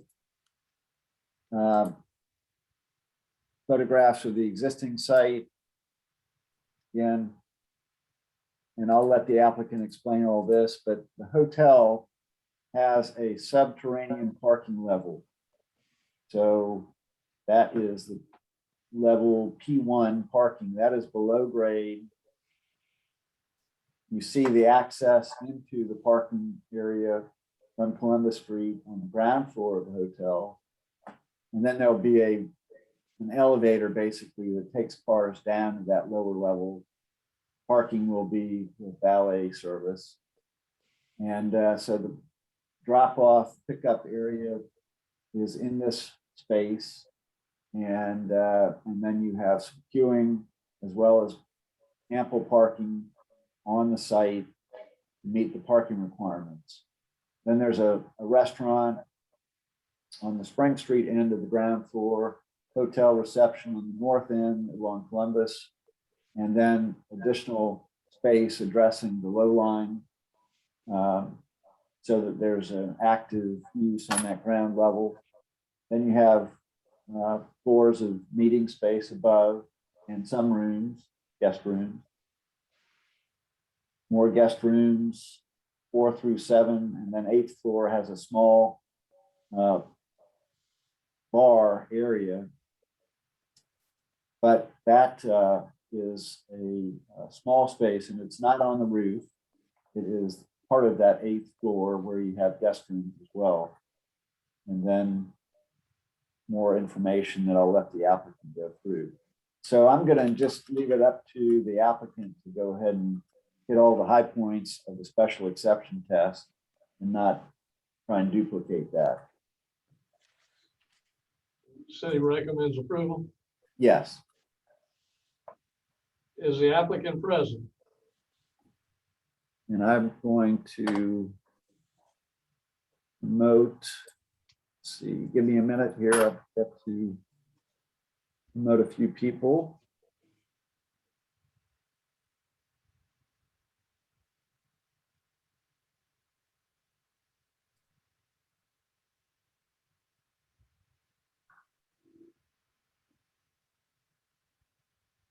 And what was the owner of the property? I think I've got Thank you, everybody. This is Brian Hellman. Can you hear me? Yes. Okay. And I don't see my camera light coming on, or is there a camera or no camera? I just want to make sure I'm turning myself on correctly here. Huh. Maybe I didn't promote you. Let me see here. Nobody probably wants to see my face anyway. I am filling in for our technology person, and I'm doing a poor job but I'm going to promote you and the rest of your team to be panelists. And that should be happening right now.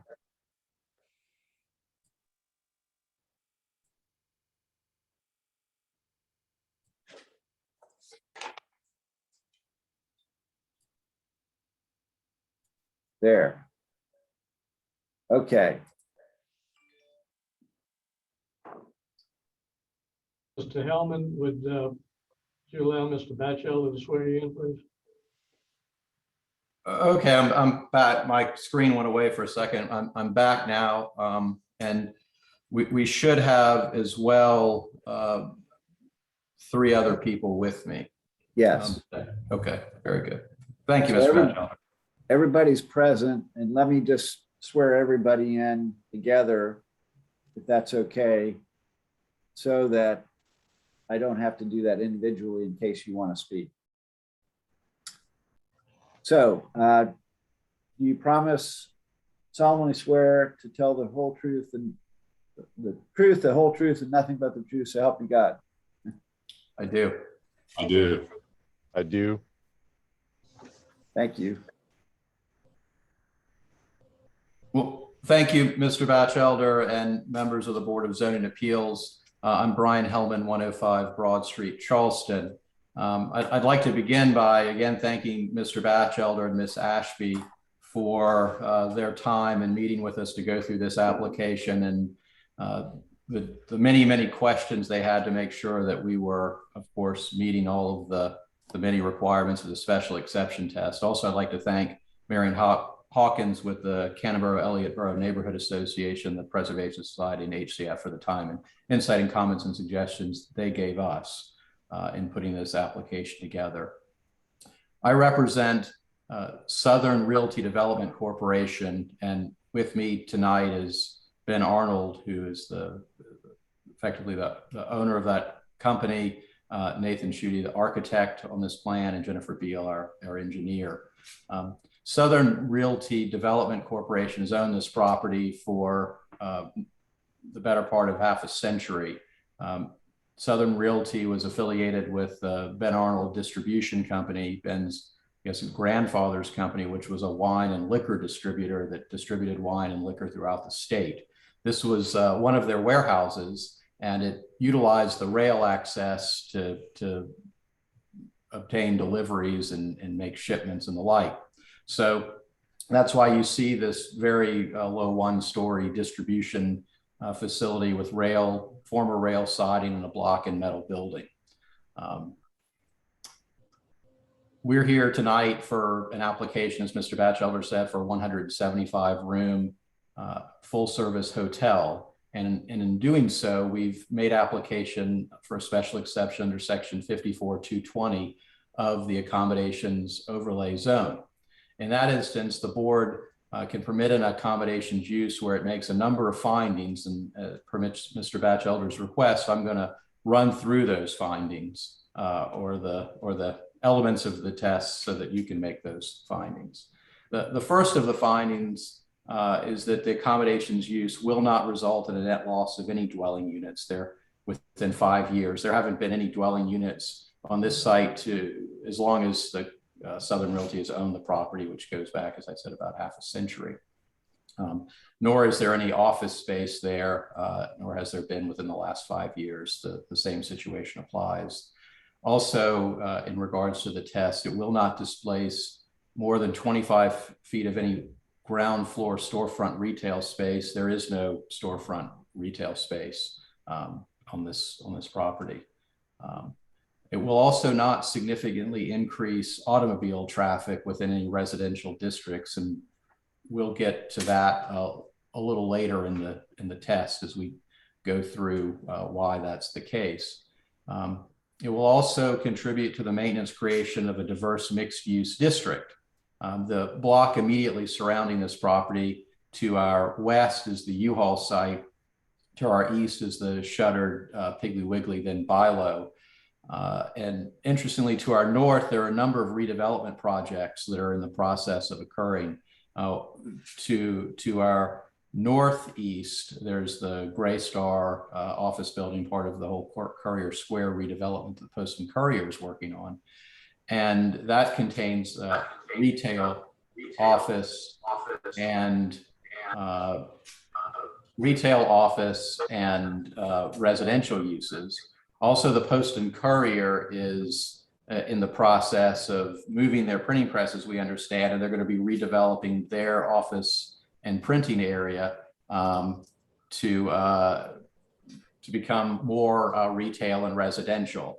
The next block up, which is Line Street, and that's part of the lifestyle redevelopment project, which is also going to be retail and residential uses, a number of commercial and mixed use elements there. So effectively, this is very likely, or at least has the potential to be, the last of the large full service hotels until we reach the terminus of I-26 within the Meeting and King Street corridor, which is identified as this area, as the full service area.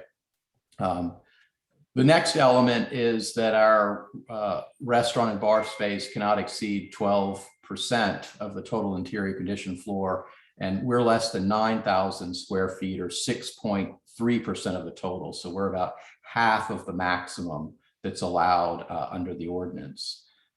Then our guest drop-off and pickup area is located outside of the right-of-way to further minimize traffic impacts. And that's all located on our ground floor level.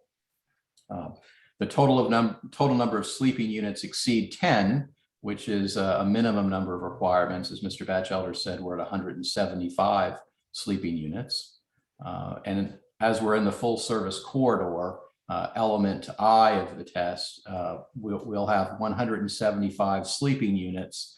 There will be 20,000 square feet, at least. It's actually at 20,150 square feet of meeting, conference, and banquet space, of which 15,000 square feet is contiguous. There'll also be an on-site restaurant, as Mr. Batchelder pointed out, that's on the corner of the Low Line and Spring Street, and that's going to be a full service breakfast, lunch, and dinner 7-day-a-week restaurant, as the ordinance requires. Per item J, we're not sharing our building structure, facilities, or operations with any other accommodations use, and there is no accommodations use on our block, or, as I mentioned, the blocks above us. So the next section is because we're going to contain more than 50 rooms, the provisions of subsection I apply. And it's our understanding from the city that this hotel will not result in there being more than 8 full service hotels in the applicable area. Then lastly, M, that the developer commits to make the contribution of $5.10 per square foot of the area used for sleeping units and hallways adjacent to sleeping units, stairwells, and elevators to the City of Charleston Affordable and Workforce Housing account. So those were those elements. And then in considering those elements, there are a number of more of them, 20 in fact, to go through. And if you have any questions as I'm going through this, please don't hesitate to ask. But those in making the findings, as the ordinance says in the above section, the board is to consider the following information that we're to provide. One of which is that the number, where there are no dwelling units, so this first item doesn't really apply to this. There haven't been any in 5 years. The same goes for item number 2. We're not going to affect the physical alteration or replacement of dwelling units because there are none. Number 3, there is no office space on this property. So with nothing's being affected in terms of existing office space. The same goes for number 4. There's no existing ground floor storefront retail space. Number 5, the location of the design of the guest drop off and pickup is all entering and exiting from Columbus Street, which is a more significant in size, and it's lighted as opposed to Spring Street. And our guest drop off and pickup will be located internal to the site, basically facing the U-Haul site to our to our west. Number 6, the cumulative number of vehicle trips by the proposed use and other accommodations uses that the Department of Traffic and Transportation identified. So the cumulative number of vehicle trips proposed here, 82 new vehicle trips during the AM peak hour, 48 entering and 34 exiting, 105 new vehicle trips, or I'm sorry, 105 new, if you consider them for the hotel, PM peak trips, 54 entering, 51 exiting, which is equivalent to 1549 daily. If you compare that to, those are ITE numbers that our traffic engineers at Beal Engineering and Jennifer Beal prepared. The existing traffic using those same calculations from the ITE would indicate that the PM peak hour for a bowling alley and drinking place, which is there now, would equate to 119. So we're actually about 14 less than what's there presently during the PM peak hours, just comparing what the uses look like. The main entrance and parking entrance, again, number 7, are 298 feet from King Street, 470 feet from Meeting Street, both of which are classified as major arteries. They're depicted in our enclosed drawings. There are a number of existing land uses, number 8 within our proposed, the 500 feet of our proposed accommodations use, and there are accommodations, commercial, office, parking lots, some residential, a whole series of them. There are some residential districts as it relates to this site. They're on the other side of King Street, east of King, and I'm sorry, west of King and east of Meeting. We're probably about as far away from a residential district as you could get on the peninsula at this site, which is about a block, if you will. There is a proposed restaurant, number 10. It's not expected to have any consequential impact on parking, traffic generation, noise or odors in any of those residential districts, given where we're located in the central corridor. Number 11, we're planning to have at least 125 parking spaces, which exceeds the number of units required under the ordinance by about 7. Those parking spaces are going to use mechanical systems. As Mr. Batchelder mentioned, they'll be valet. Number 12, there are no known industrial uses that are within 500 feet of this use. The closest would be the Post and Courier and its printing presses, but those we understand are moving to North Charleston. 13, the project is committed to environmental sustainability, and recycling pretty much have to be in today's world to be a viable operating accommodations use. Number 14, the distance from major tourist attractions. We're on the peninsula, so we're footsteps from all of the peninsula attractions, as well as we're pretty close to getting on the Ravenel Bridge or I-26 or Highway 61 to reach the Plantations or Patriots Point. So any of those sites. So our number 15, the distance of our use from existing and planned transit facilities. We're 100 feet away from a car to bus stop and the hop bus stop, and we're on the proposed low line. That's going to be a really important aspect of this project, and the low line was really one of the catalysts as to why it's happening. And if you look at the drawings that Mr. Batchelder has up now, you can see that our restaurant and lobby and all of our connectivity faces that low line, so that we can really create a nice connection here and really shift the focus to the low line, which will be a nice urban park, as opposed to the U-Haul site that's to our west. There will be, as we understand, the Low Country Rapid Transit stop, also depicted in our plans, is within close proximity as well. So we've got a lot of alternate means of transportation as opposed to simply driving a car to and from the site. We will have, as I mentioned, excess parking in excess of the zoning required amount most hotels never use the zoning required amount anyway for their guests. So there's always parking available for employees. There'll also be, in addition to parking for employees, transit passes made available, particularly once the Low Country Rapid Transit starts. There'll be bicycle parking where appropriate, and other means of transportation to and from work, such as CARTA and the HOP system. So 175 units that we've talked about. Number 18 is not applicable. And then number 19 is a commitment to make affirmative good faith efforts to see that construction is available to minority business enterprises and women business enterprises. Those that will be accomplished as the ordinance requires, as will good faith efforts to hire personnel representatives of the that are representative of the population of Charleston at all employment levels. So I know that was fast. I hope I got that accomplished in 10 minutes. Like the clock is telling me that I didn't, but I do appreciate your patience in letting me run through all of that. It's a pretty long test, and I'm certainly available to answer any questions that you may have, as are Nathan and Jennifer with me as well tonight. Does the board have any questions for Mr. Hellman?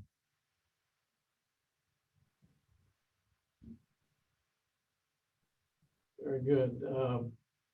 I think we've used the 10 minutes, as I said, Mr. Hellman, and we'll let that sit for a minute. Ms. Ashby, is there any opposition? No, Mr. Robinson, no opposition. Does the board have any questions for Mr. Hellman or any comments or discussion? I do have a comment, maybe for my fellow board members, but back when, we were looking at some other hotels in the area, it seems like it was pretty important to consider the number of hotels in the accommodations overlay district to ensure that there was a diversity of use even within that overlay zone. And I recall in past conversations looking pretty carefully at that. And it seems to me that there are already quite a number of accommodations use in the immediate vicinity of this proposed use. And another comment just kind of that came to my mind is, the purpose of this low line, in my opinion, is to be for the residents of the city, and not a wonderful urban park that's bordered by hotels. So it gives me pause. I mean, I don't know if anybody else has any other comments in that regard, but those are just some thoughts that I had about it. Mr. Hellman, would you like to address those comments? Thank you, Chairman Robinson. In responding to that, I think is one of the elements of the test is that there can only be a certain number of these full service hotels that were identified for this district, and we're actually under that amount. And also, if you go to our west, there's a U-Haul, and I understand that U-Haul is looking to improve its facilities at that site, so that remains a U-Haul. To our east, the old Piggly Wiggly, that's likely to be a mixed-use development. And to our north, a number of other mixed-use developments of residential, office, and commercial. So this really is the last of really the hotels that you're going to see until you get off the map that you see now. So I think that yes, there are a number of hotels that are on the peninsula. We're under the number that City Council determined would be a maximum number in this portion of the city within that full service use. And we've intentionally focused our site to Columbus Street because of all of those uses that are to our north. There are no other hotels that are located on Columbus Street, nor will there be on Line Street to our north. So we think that this is really, we're on a bit of an island, if you will, particularly as you look look to our east, to our west, and to our north. Thank you. Any other questions, comments, or motions? I share, this is Tesa Vargas. I do share Ms. Richards' concerns. I'll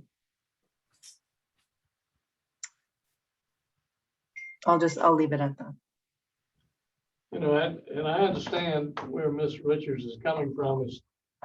It's rather interesting because we have had an explosion of hotels, obviously.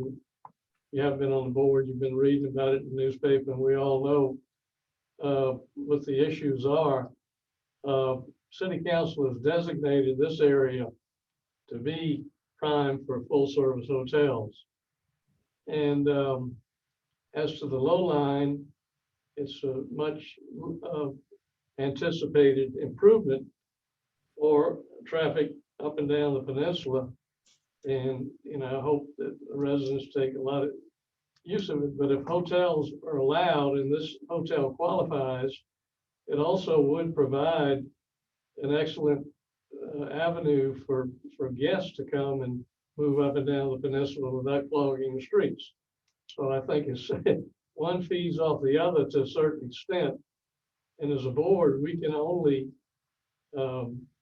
oversee so much at one time. And we need to look for direction of City Council to give us the tools and the guidelines to use to try to implement when these applications come in front of us. You know, I think, to me, Mr. Hellman has made a case for this particular application. Any other comments? I'll just quickly add, I share similar concerns, both with Ms. Richards and Ms. Vargas, and but at the same time, I tend to agree with Chairman Robinson that this does seem like the appropriate use for this space. Any other comments? Are there any motions?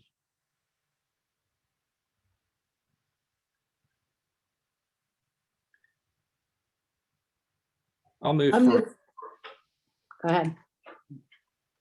I'll move for approval. Move for approval. Is there a second? Second.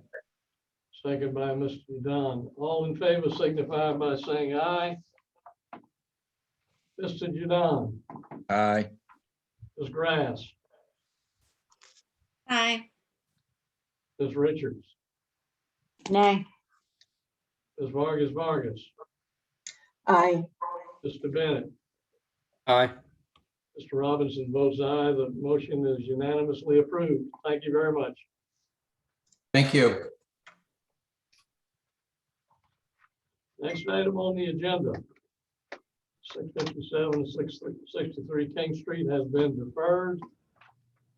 Following item is number 21 Fenwick Drive, Old Windermere.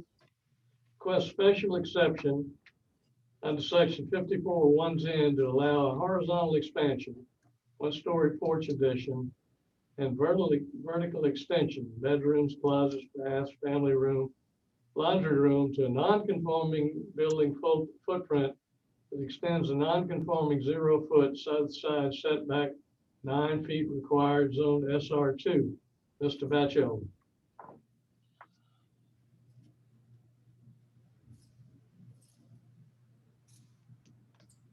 Okay, I'm back. 21 Fenwick Drive in Old Windermere. This is a residential property, and you'll see on this map that it is adjacent to the West Ashley Greenway. And that is a former railroad right-of-way, which is now a linear park. This aerial view shows the house, 1.5-story house. And you see right here, this is the Greenway heading through the neighborhood. So there's not an immediate neighbor, And as you'll notice on this zoning map, the house is situated pretty close to the side property line where that greenway begins. So there's two funny lots. This is of course, the long linear lot right here, but then there's this other lot that is also, I believe, owned by either the city or Charleston Water Service, but it is open space and part of that linear park system. So the immediate neighbor on the side of the property where the very small setback is located is a park. The applicant would like to improve this house, this existing house, with a second floor addition and a rear addition. So this is a more accurate indication of what the existing house looks like on the site. You can see it's actually right up on that side property line. So there's no setback from that side property line.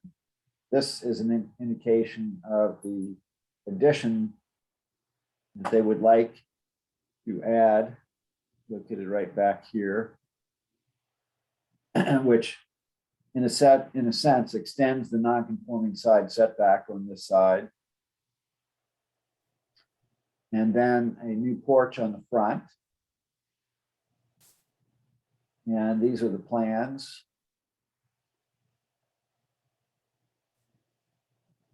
This is an indication of what that addition will include.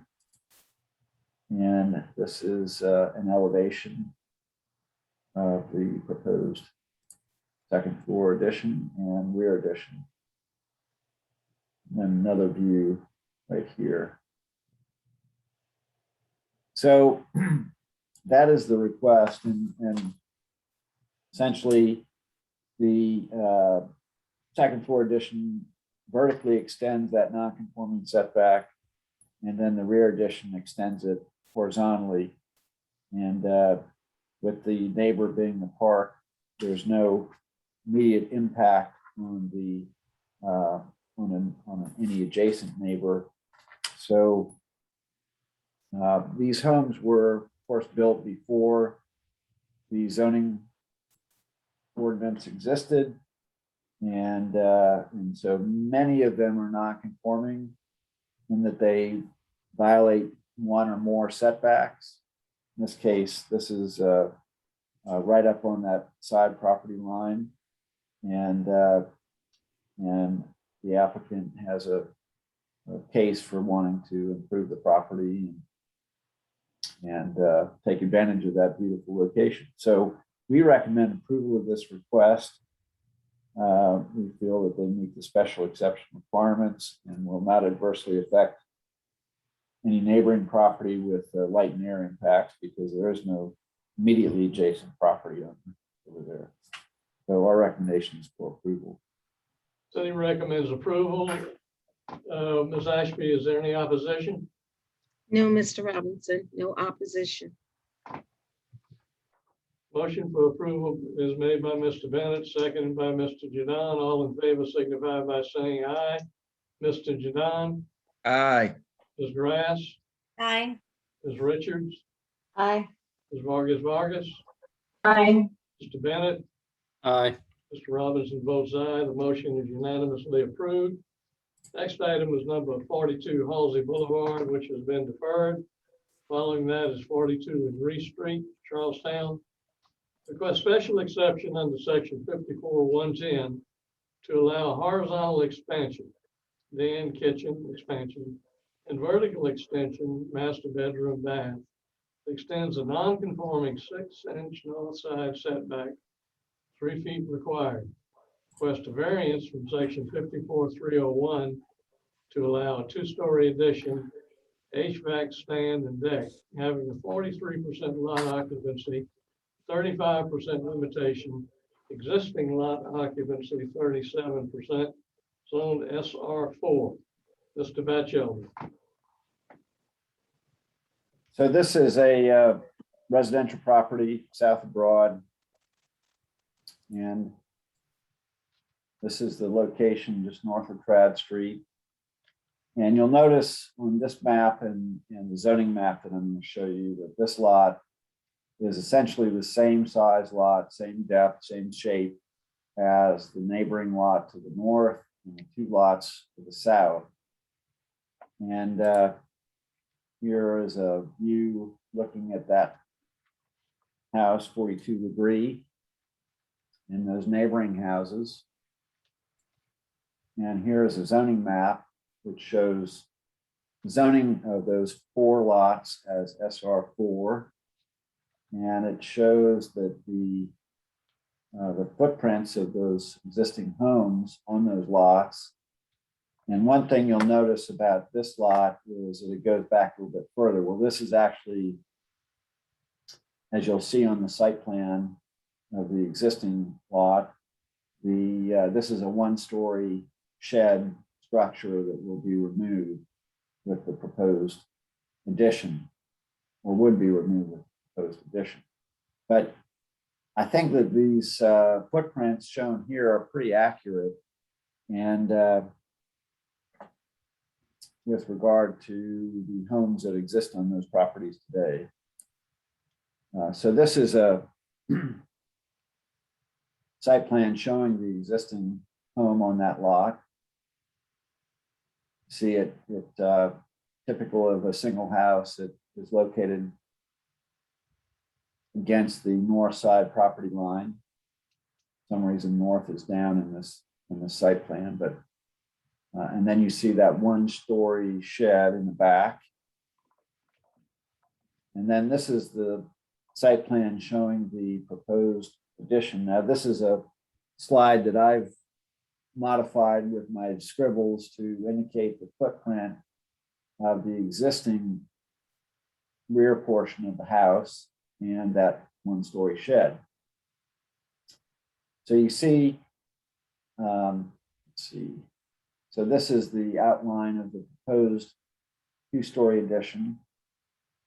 And that's roughly, as I estimated based on my measurements, a 15-foot extension from here to here of that 2-story section of the home.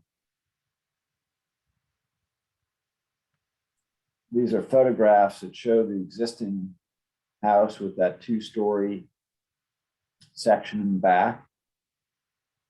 And the shed, you see that in the lower right corner, lower right photograph. And these are elevations showing the existing home. This is an elevation showing the proposed home. Now, so this is an extension of a non-conforming north side setback and a vertical extension, horizontal and vertical extension of that non-conforming north side setback. And it's a variance to increase the overall lot occupancy of the building footprint on the lot, going from 37% to 43%. So in looking at this, I'm concerned about the depth of the proposed addition and the potential impact on the property immediately to the north, as well as, I guess, the character of this immediate area.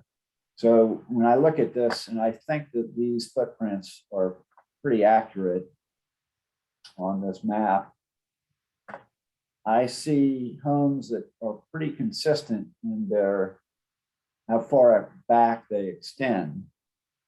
And when I think about the proposed addition, I mean, somewhere back here, it seems like that's a very significant change in the overall size of that home relative to, what the neighbor to the north would see. And so I'm concerned about that. And for that reason, I'm not willing to support this request. I know that the applicant has some support and has submitted that support. But I just have a concern about the overall size of this addition and its impact on that property to the north.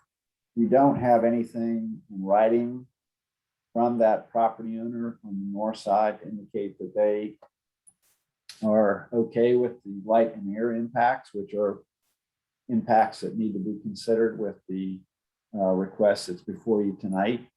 So for that reason, I'm not willing to support this request. The city recommends denial. Is the applicant present? And I need to promote Ms. Jennings, which I will do if I can get myself, okay. Here we go. So promoted Ashley Jennings, the applicant, on behalf of the property owner. And when she is ready, I can swear her in.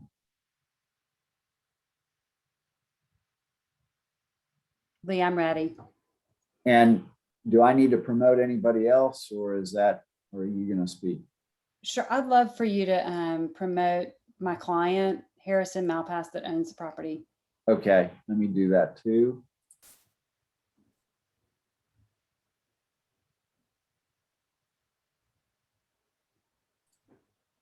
So I have both of you, I hope.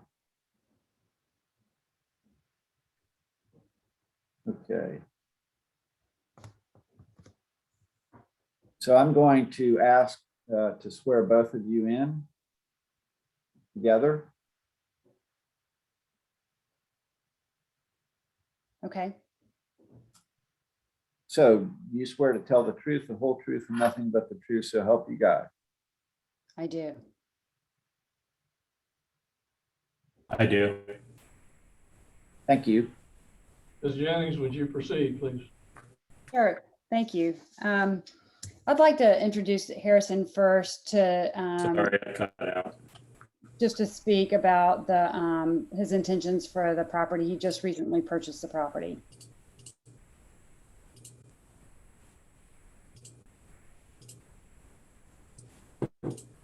Harrison, are you there?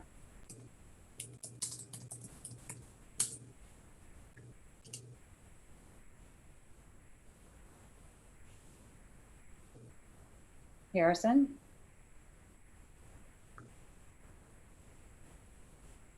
Seems to be having some audio difficulty. Okay, I'll go ahead. Harrison recently purchased the property, and he intends to renovate the property. The property's been in a family for a really long time, and as with any house that's been in a family a long time, there's some updates that need to happen. And one of the things that Harrison would like to do is to add a master bedroom on the second floor and a larger kitchen dining area on the ground floor. One of the challenges with this property is not necessarily unique to this specific building, but it is unique to these four buildings that are clustered together, is that because it's a single house and because of the way it's configured, it's difficult to add something without altering the historic fabric. And our duty as an architect and a homeowner in a historic district is to look at the way that you configure an addition to maintain the historic fabric. One of the things that's really interesting about this property is that there's an addition on the second floor porch that partially infills the second floor piazza. And Lee, I guess the best thing to do is to show the floor plans.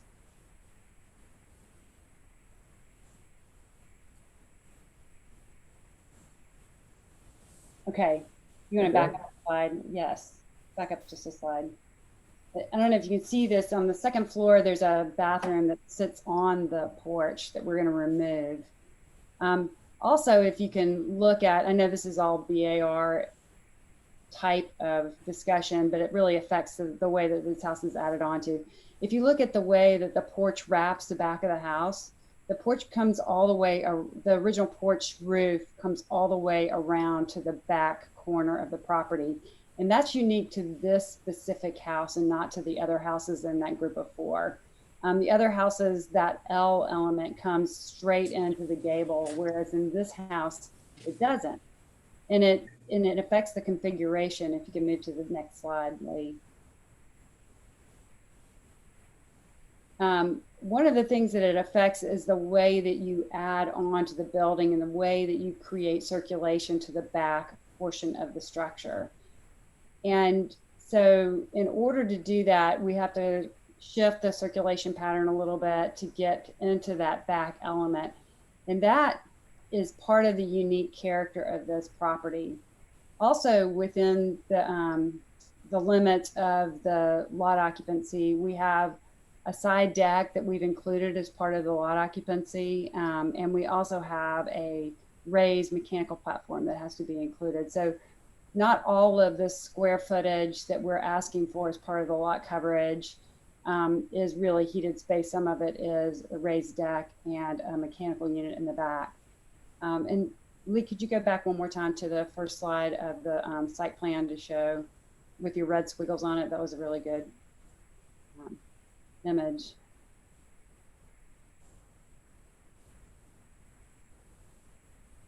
There you go. Just to note that there is a one-story element there right now that we're not going all the way back to, and to look at the footprint relative to the way that the building is configured now. As you can see, the impact of that back corner doesn't come all the way back to the back of that original shed. And we feel like this is a reasonable request, and we would ask the board to consider it. Thank you. I'm back on, Ashley. Okay. I'm sorry, I dropped out. But I would like to mention that I do have written support from 44 Legree. I just sent it to Penny. They just got back from vacation and weren't able to send it. Also support from, more so verbal, but all of the neighbors that are excited for us to take this long neglected property back to its original charm and proper use.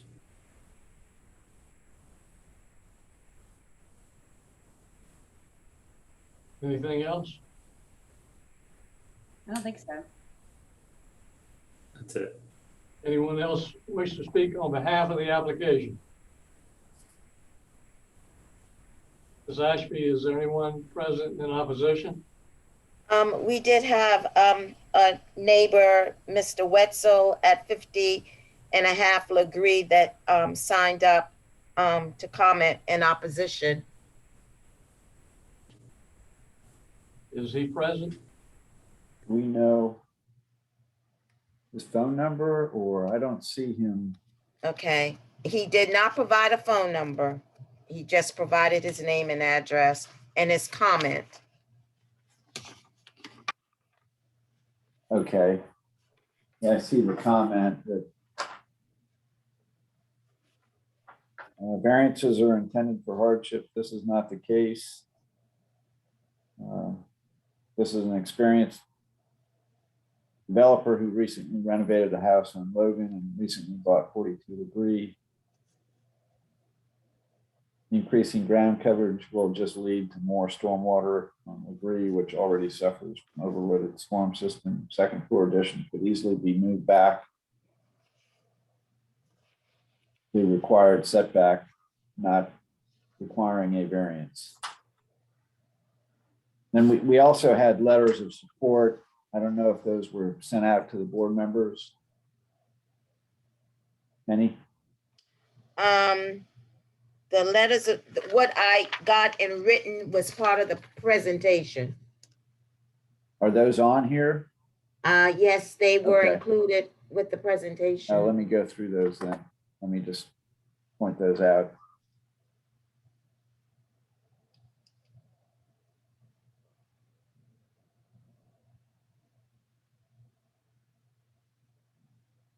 No, I don't see them. So I see them in the file though, and I have a letter from Harry Gregory at 55 Legree saying that he enthusiastically supports the proposed improvements. And We have an email from Patricia Fleming of 40 Degree, the property to the south, immediately to the south, saying, please feel free to inform the board that I have no objection to the plans to 42 Degree. Did you receive, Penny, did you happen to receive anything from the 44 Degree owner? I was just told that something was sent to me, but wasn't sent to me prior to this meeting. So I don't see anything at this point. Unless I exit.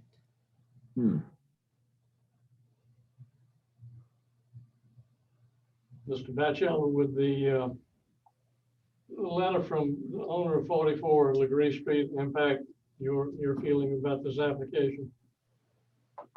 It would if I could see that. And Okay, let me. I guess I can leave and come back in, Mr. Batchelder. do you see it on your computer? Right now, all that's shown on my computer is this presentation. Oh, So I've not ever just left the meeting and then come back in, but I can try. well, you don't have to do that. You can just push escape, and that will minimize your screen, the presentation screen, and that will allow you to look at your email pretty quickly here. Okay. It should. Yes, sir. Let's see. Thank you.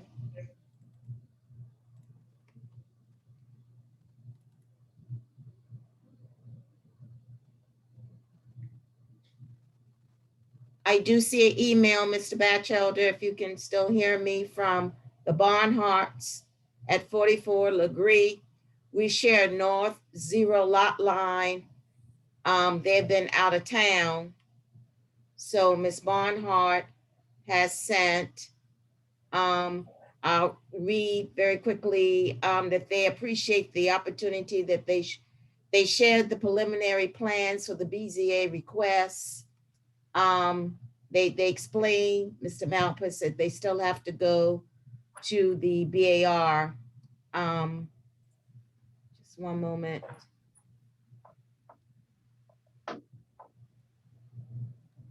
And so the response is, Harrison, this looks fine to us.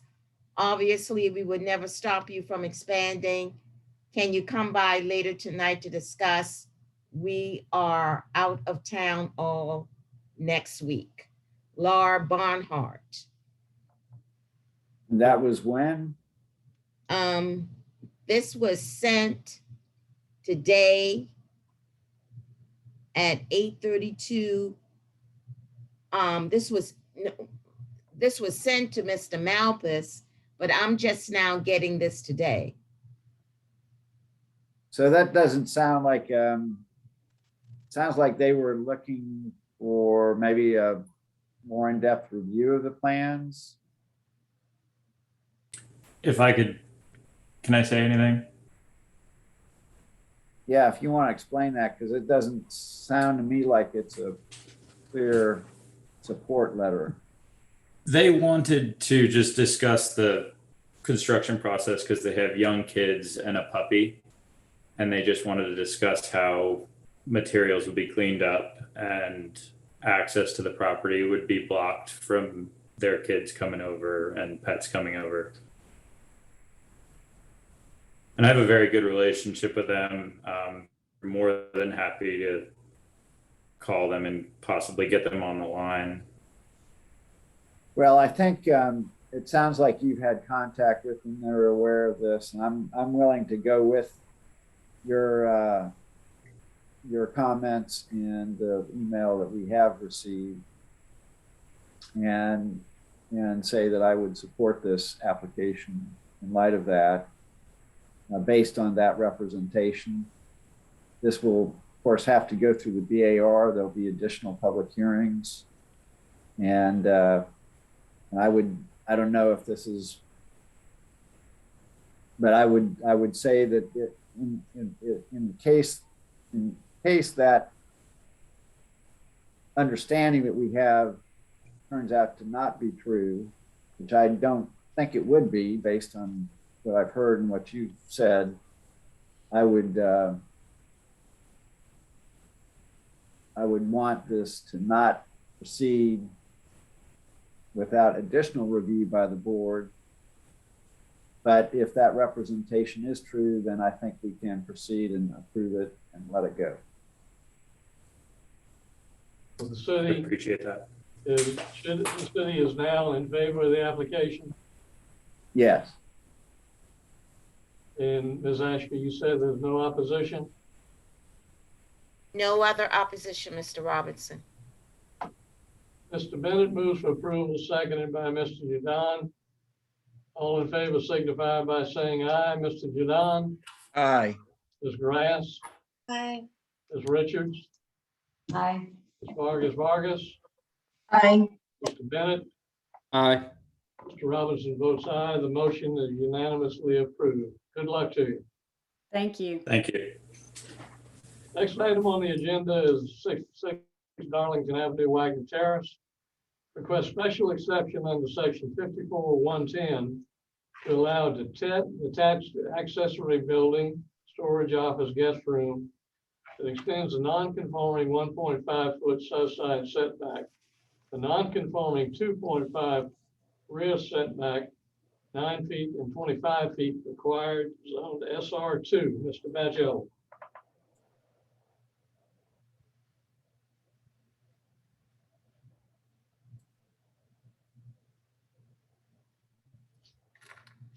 Okay. Let's see here. Let me.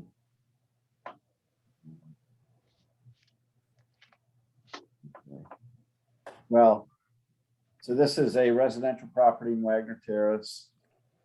And you advance this. Here's a map showing the location, 1 block over from Rutledge. Aerial view of the property. Zoning map, SR2. The application. So the application concerns this shed. And that's not a distortion, that's the actual leaning shed of Wagner Terrace. And the existing site plan shown here with that little shed.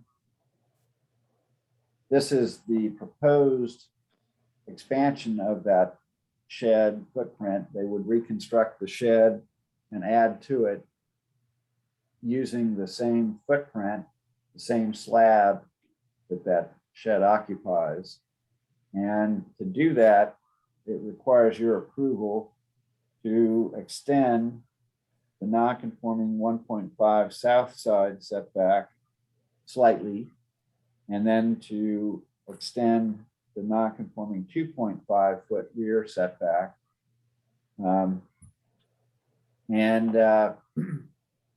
The expanded shed would just be a 1-story small building, basically the same height as what exists today, from what I can tell from these plans.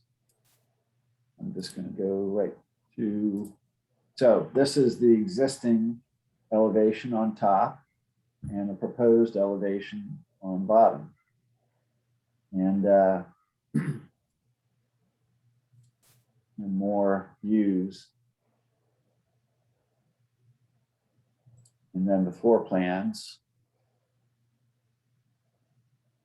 But when I look at this, it looks like it's basically the same height.